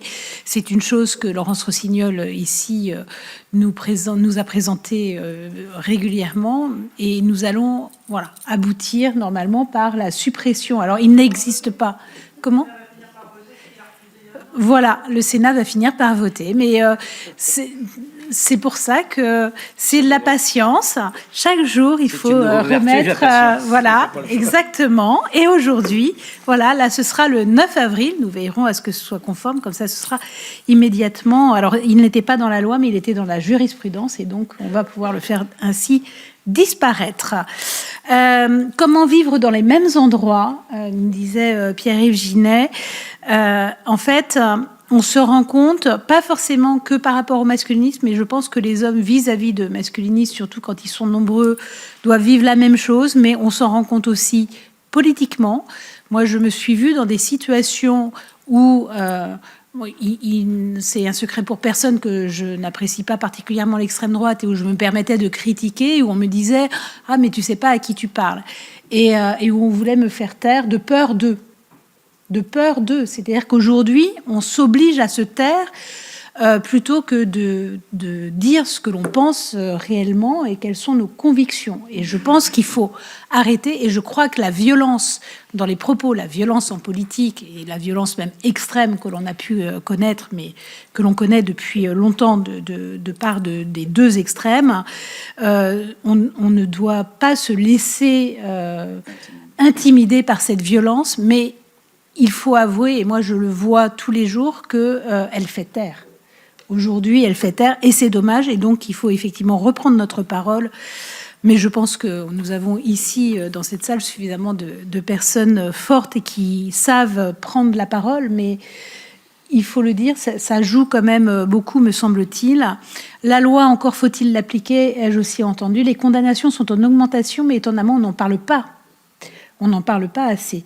Je vais même vous raconter une histoire d'un magistrat qui nous disait, un juge d'affaires familiales, il avait un homme face à lui qui sortait de prison pour avoir été violent avec sa femme. C'était la deuxième fois qu'il y allait. Il dit « Oh, de toute façon, les violences faites aux femmes, c'est une mode, puisque moi, j'étais là-bas en 2019, j'étais tout seul, et là, cette année, il y avait la moitié de la prison qui était là pour ça. » Alors, il n'y avait qu'un tiers de la prison qui était là pour ça, mais ce qui prouve bien que les choses ont évolué, mais il faut qu'on le dise, il faut le dire aujourd'hui, on risque quelque chose à être violent avec les femmes, et j'aimerais qu'on risque autant quand on est violent avec les enfants, parce que là où on arrive à faire avancer les choses sur la violence faite aux femmes, on se rend compte que c'est plus difficile avec la violence faite aux enfants.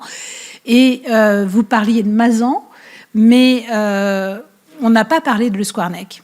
Et pourtant, là, combien d'enfants ont été victimes ? Mais je veux terminer quand même par quelque chose de plus positif, puisque s'il y a un peu eux en vous, eh bien, il faut souhaiter qu'il y ait un peu de vous en eux, et donc on pourra en faire quelque chose. Donc ça, c'est plutôt positif. Et maintenant, je vais laisser la parole à nos rapporteurs, qui peut-être ont des remarques ou des questions à poser, ce qui ne sont pas si évident que ça, à moins que... Je voulais juste dire une chose. Juste dire une chose.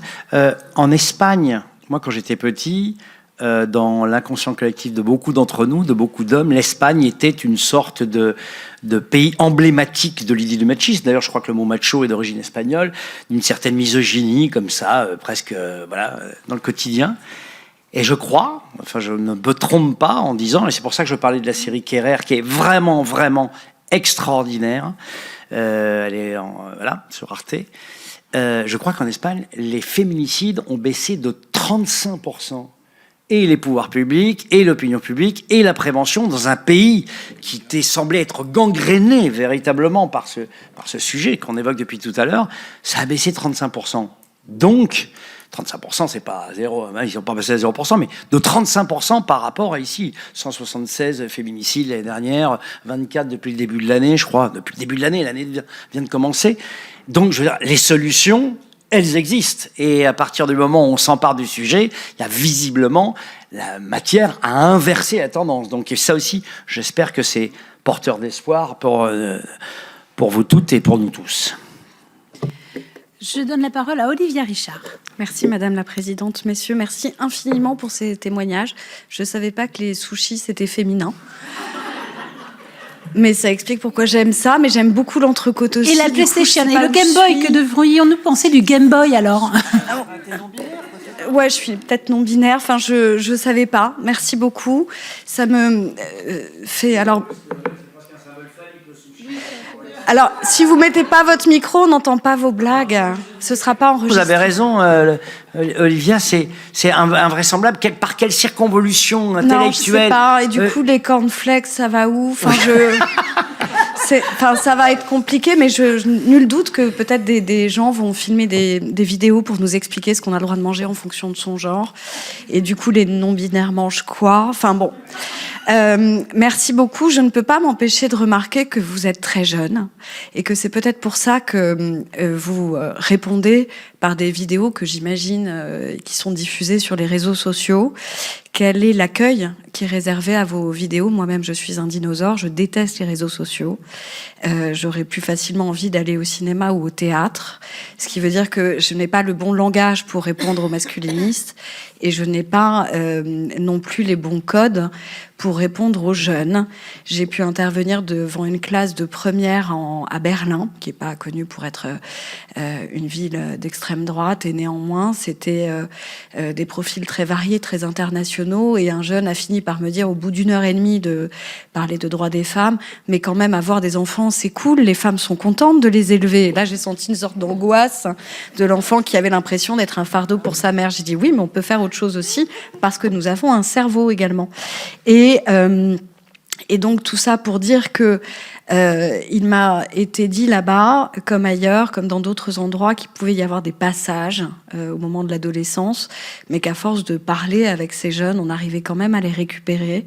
Je suis pas certaine que ce soit le cas pour ceux qui sont plus âgés. Je ne sais pas comment on parle à des gens de 40, 50 qui nous expliquent que l'égalité c'est bon là. Comment on adresse cette gender fatigue.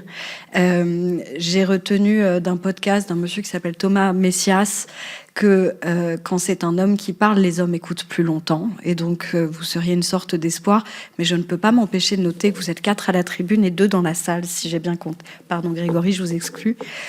Du coup, vous êtes quand même extrêmement minoritaire. Est-ce que vous pensez qu'il y a une façon de changer ça? Merci. Qui veut répondre? Oui, parce que personne n'a pris la parole. Je pense qu'il y a une façon de changer de ça, c'est de continuer à se bagarrer et de continuer à essayer de convaincre sur le terrain, chacun le sien. terrain médical, par les réseaux sociaux. Moi non plus, je suis pas sur les réseaux sociaux. Je suis même pas un déçu qui les a quittés. J'y suis jamais allé. C'est un choix. Sur le terrain associatif, moi sur le terrain artistique, par exemple, là, je fais la prochaine pièce que je vais jouer, qui sera mise en scène par Alex Lutz, évoque ce sujet. Là, je fais des lectures publiques en ce moment du livre de Julia Foyce, Pas tous les hommes quand même, très régulièrement, qui est une sorte de mise au point salutaire, comme elle le dit, pas tous les hommes quand même, mais à chaque fois un homme, et qui est vraiment une manifeste très précis, très engagé, très argumenté, très concret sur effectivement la situation du masculinisme et de la domination masculine des hommes dans ce pays.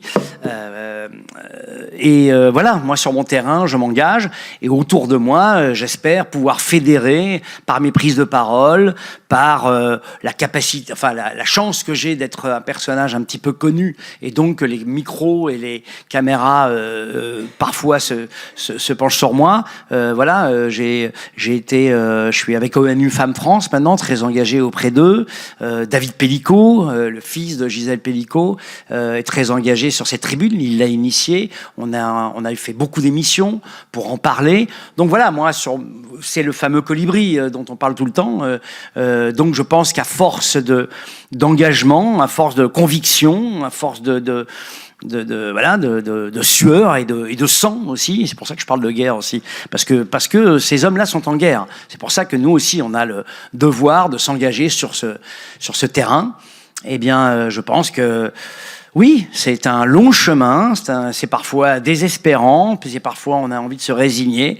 Moi, ça fait plus de 25 ans que je suis engagé auprès de ces sujets. Au début, j'étais très, très seul. C'est-à-dire qu'à chaque fois que j'en parlais de ces sujets, tant sur les violences que subissaient les enfants, les problèmes d'inceste et tout, et les violences faites aux femmes, je me souviens que des hommes, souvent, me disaient « Ouais, mais c'est des sujets difficiles. C'est dur, c'est très dur d'évoquer ça, le viol, les crimes faits sur... Enfin, bon, bref, je leur dis, bah oui, mais d'accord, alors on dit que c'est difficile, et on fait quoi?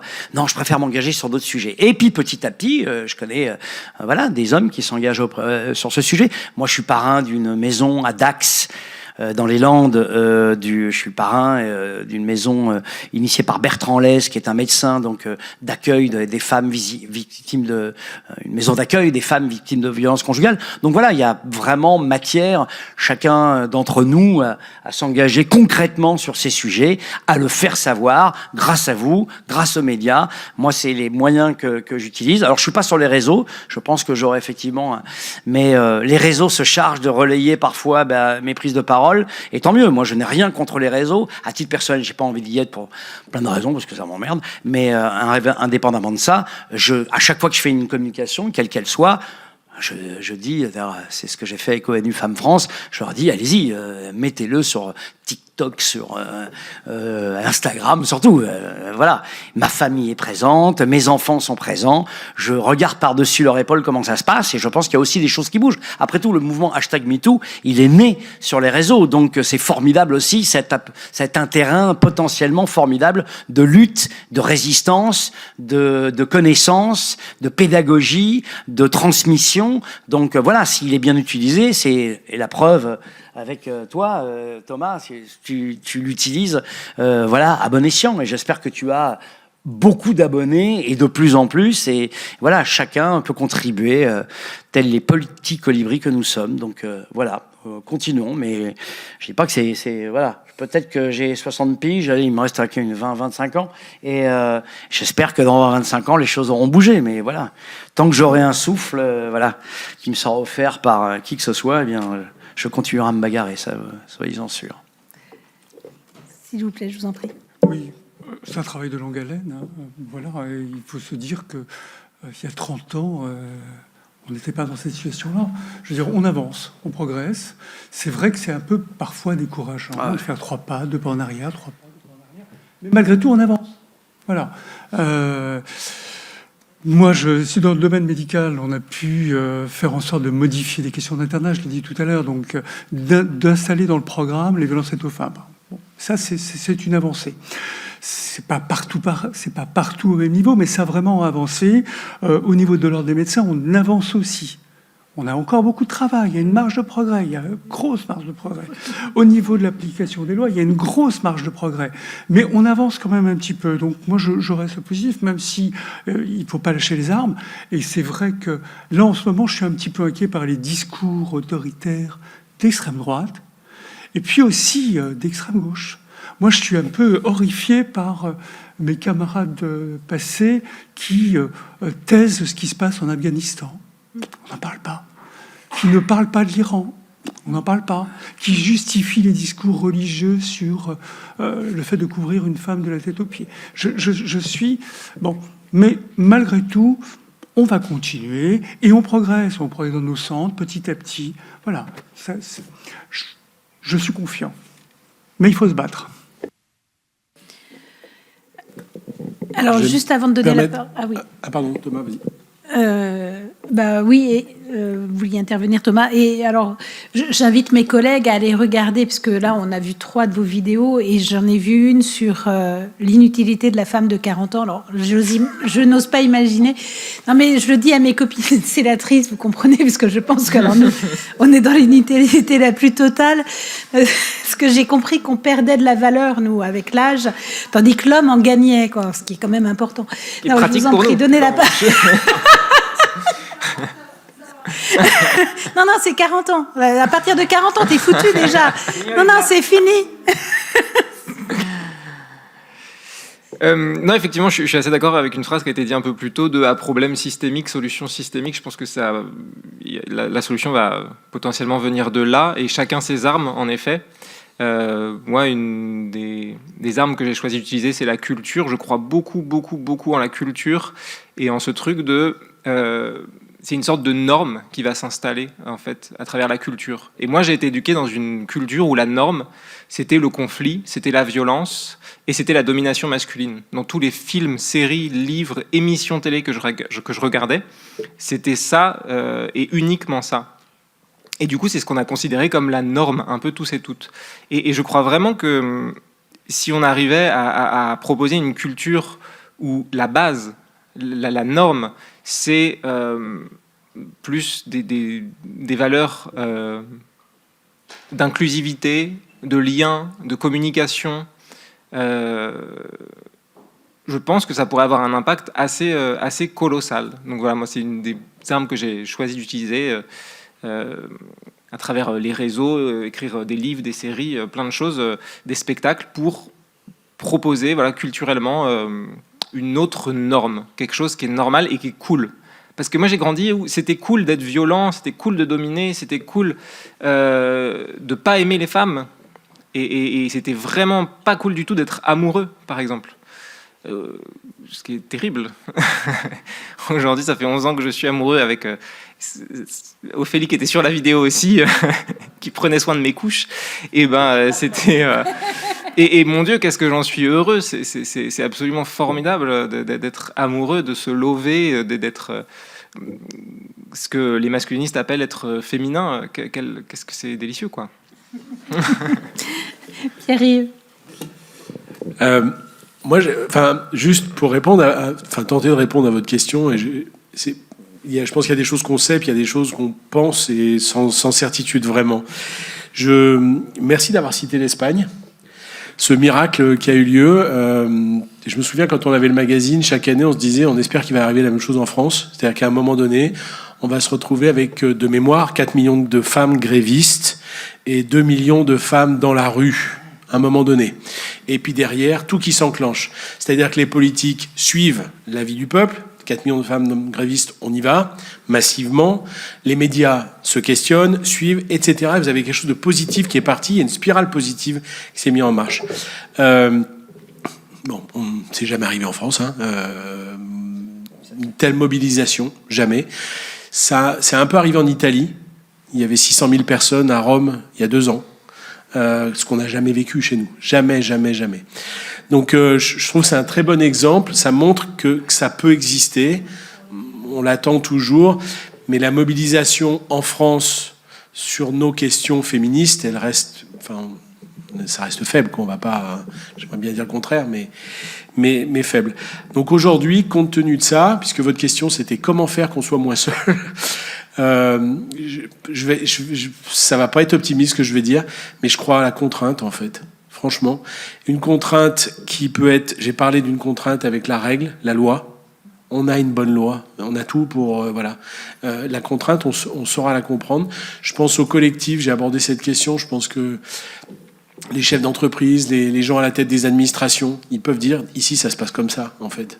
Il y a le cadre législatif légal pour le faire. Il suffit de le dire et de le faire. Parce qu'aujourd'hui, ça n'est pas le cas. Et voilà. Et encore une fois, le service public n'est pas plus exempt de reproches que le privé en la matière, ce qui est quand même assez dingue.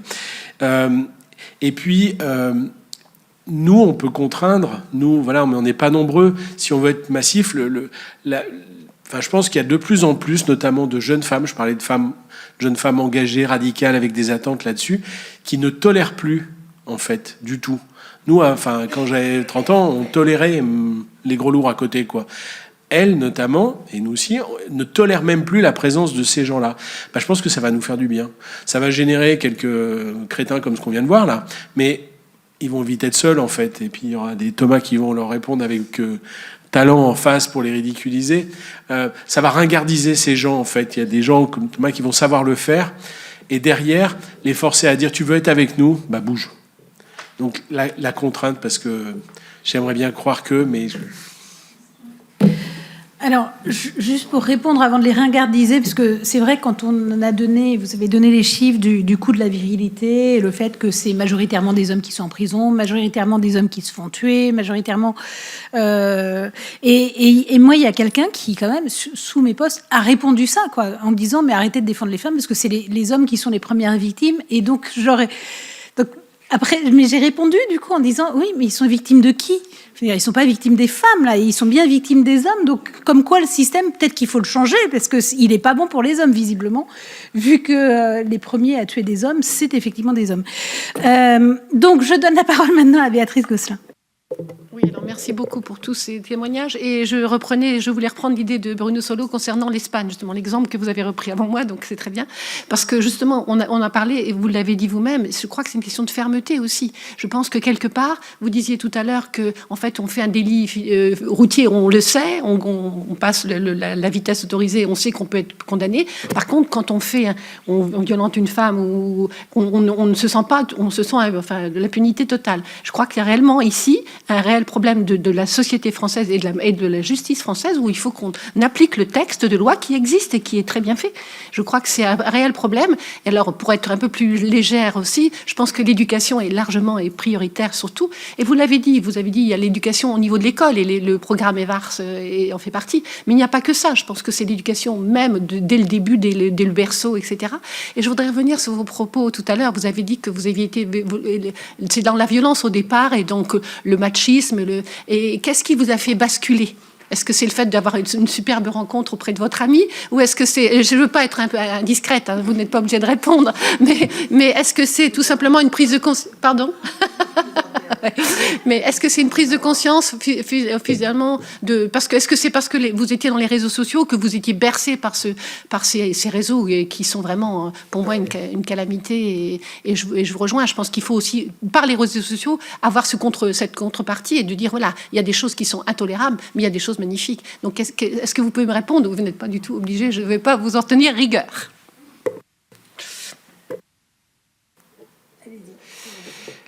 Oui, la rencontre avec Ophélie a joué, évidemment, oui, complètement.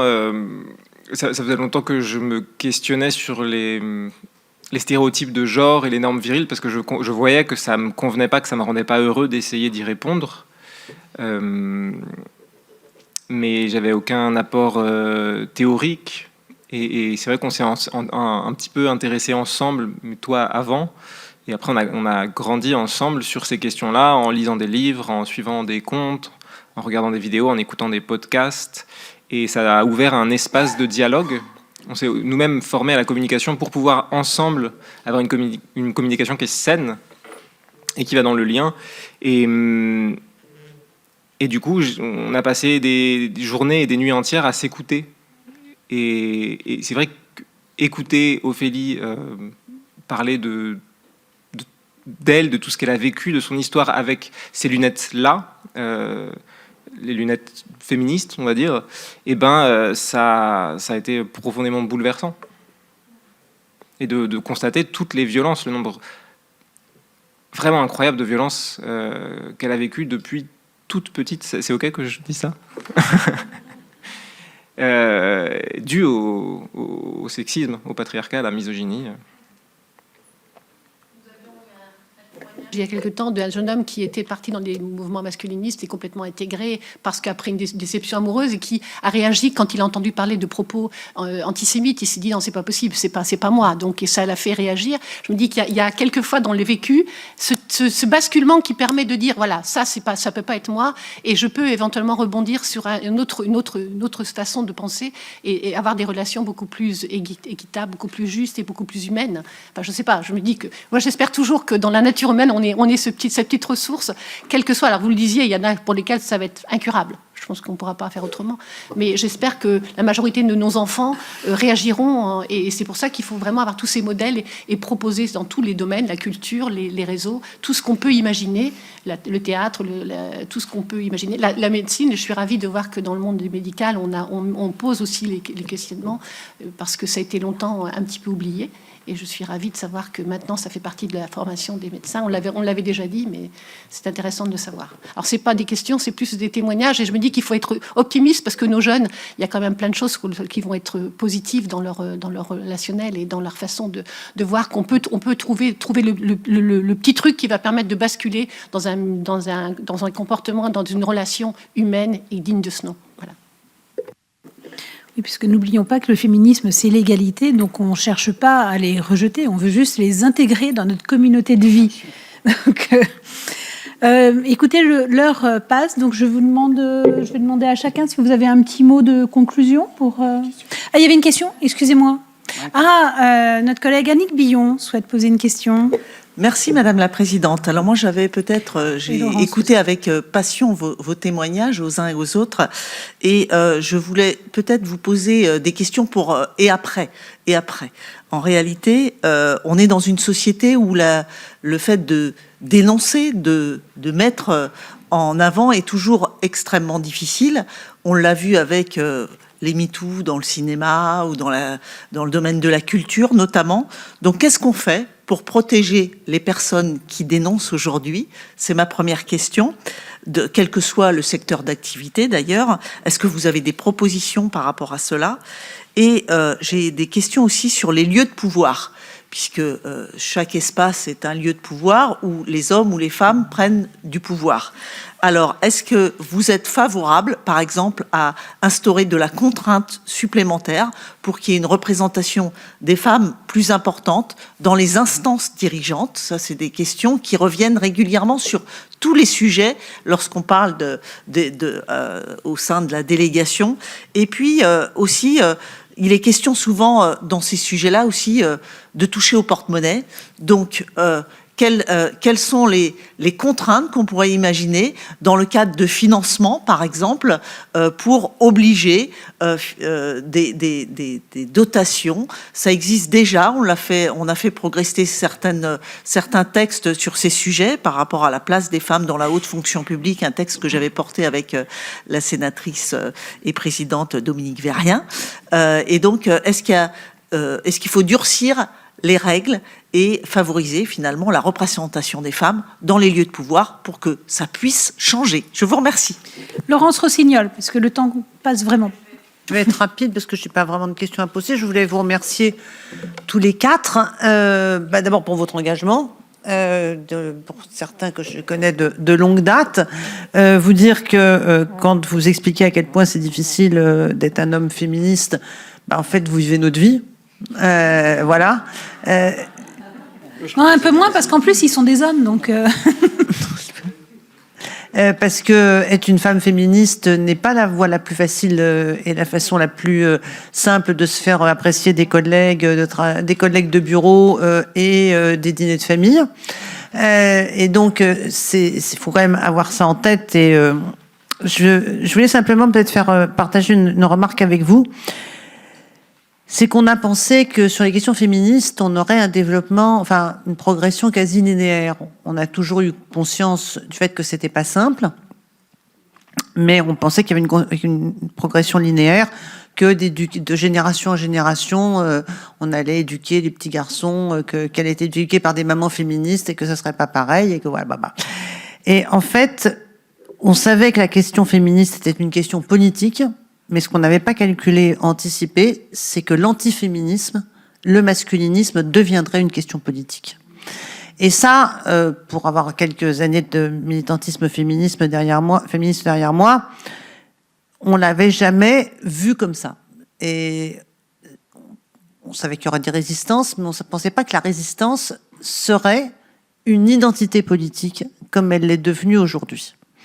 Et ce qui fait que le combat que nous menons est un combat qui maintenant a pris une autre dimension et qui va nous obliger les uns et les autres à aller au bout de nos convictions. Voilà.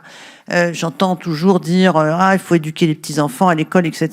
Bah oui, apparemment c'est consensuel jusqu'au moment où on regarde ce qui se passe et on s'aperçoit que c'est une question politique qui donne lieu à de nombreuses résistances. Et dans ce qui se prépare, dans ce qui s'annonce, dans la manière dont on va y faire face, il faudra que chacun et chacune aille dans la cohérence au bout de ses convictions féministes. Très bien. Je vais vous laisser. Alors, si vous avez et une conclusion, éventuellement une réponse à Annick Billon, mais chacun... Oui, je voulais répondre au sujet de dénoncer, c'est plus difficile. Là, on va utiliser les réseaux sociaux. C'est pas plus. Il y a quand même du positif dans les réseaux sociaux. Donc là, pour dénoncer, si on veut dénoncer, on peut arriver à faire quelque chose. Donc, mais maintenant, il faudra protéger. Et quand on voit les raids après qui s'annoncent, effectivement, là, c'est la loi, l'application de la loi et des moyens pour l'appliquer. Donc, on revient encore aux problèmes budgétaires et aux choix politiques. Oui, à la contrainte. Oui. À la contrainte, très clairement. Je parlais de l'ordre des médecins. Aujourd'hui, l'ordre des médecins, les élections sont paritaires, c'est des binômes. Ça fonctionne, on est en train de changer, l'âge est en train de basculer, de plus en plus d'hommes et de femmes sont présents, ça bouge, donc il faut réellement. 3 sur les subventions au Conseil depuis 2013, on parle de, je ne sais plus quel est le terme, Dégâts conditionnalité. Voilà, dégâts conditionnalité, on en parle.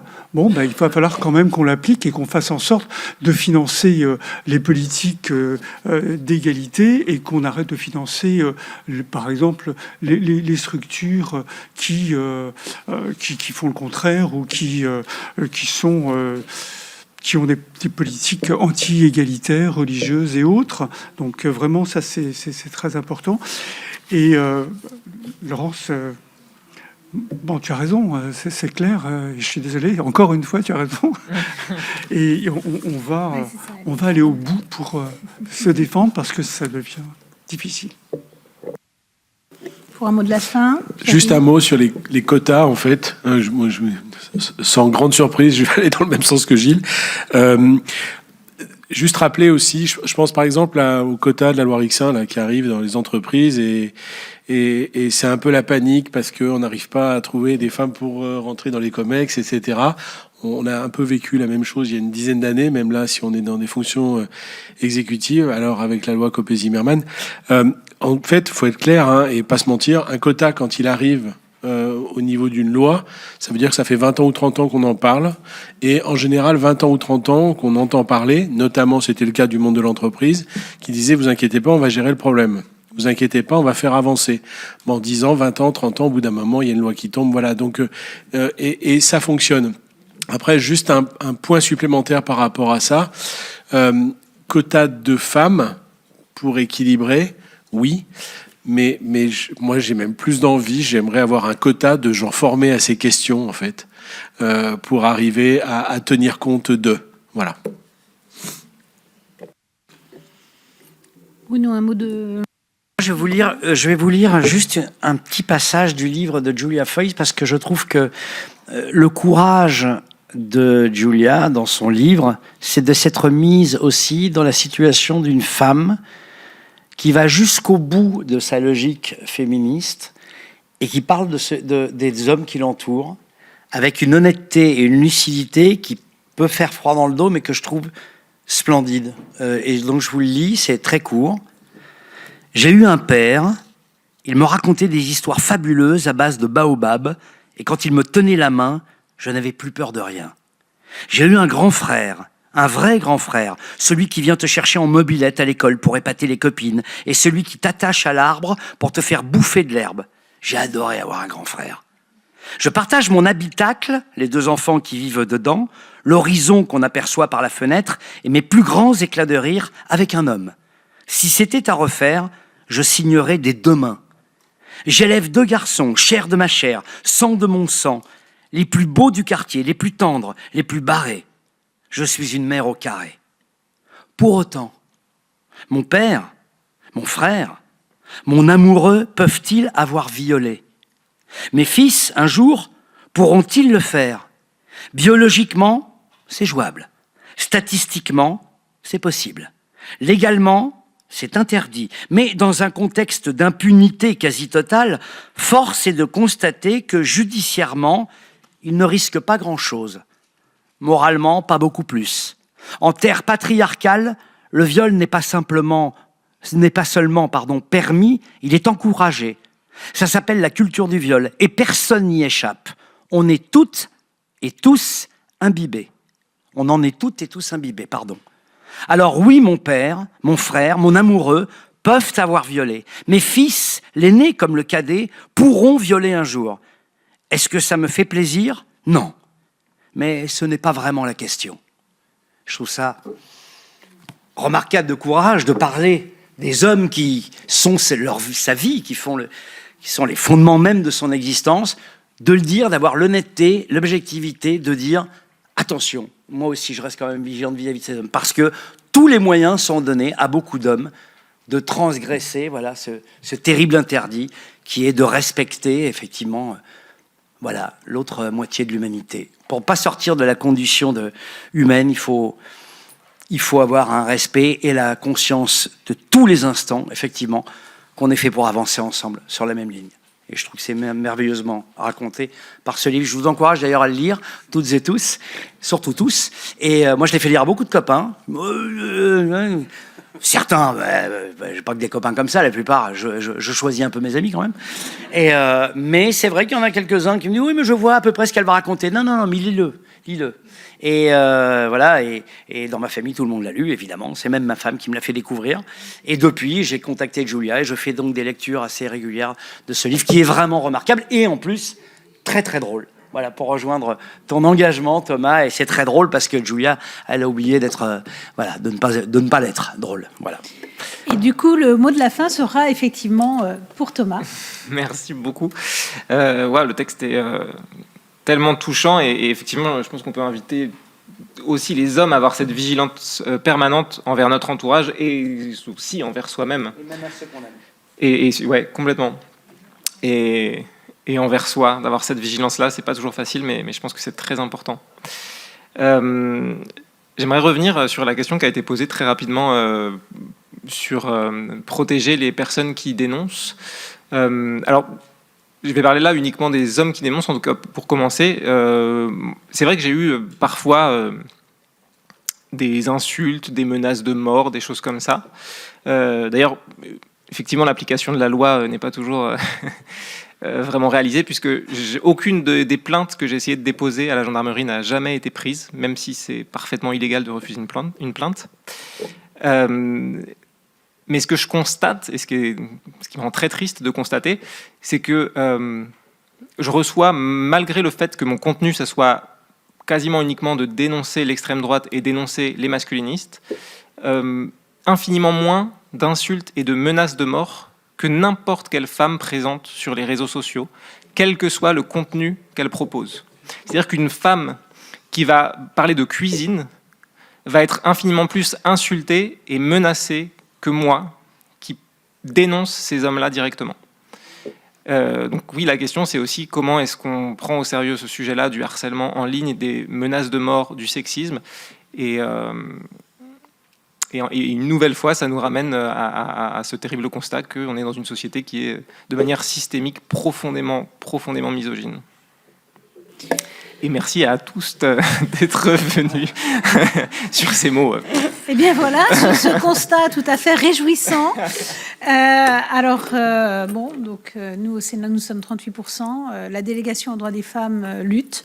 Et nous veillons à ce que au moins les règles soient claires, les lois le soient. Et nous veillons aussi, et vous me donnerez le nom de votre gendarmerie, à ce que les lois soient appliquées. Voilà, et donc... je vais maintenant clore et remercier tout le monde, remercier le public présent et vous remercier évidemment tous les quatre. Et je suis sûre que beaucoup de gens nous ont regardés et nous regarderons, nous diffuserons nous aussi sur les réseaux, évidemment, ces interventions tout à fait saines, salutaires et qui nous prouvent qu'un espoir est possible. Vous pouvez soutenir la chaîne Hémicycle en utilisant le bouton « Rejoindre » qui se trouve sous la vidéo pour un abonnement sans engagement à 2,99 € par mois. Vous pouvez également utiliser le bouton « Merci » pour un soutien ponctuel. Votre aide nous permet de financer les nombreuses heures de recherche, le travail éditorial et de mettre en lumière des séquences que les grands médias ne montrent pas toujours. Merci pour votre soutien.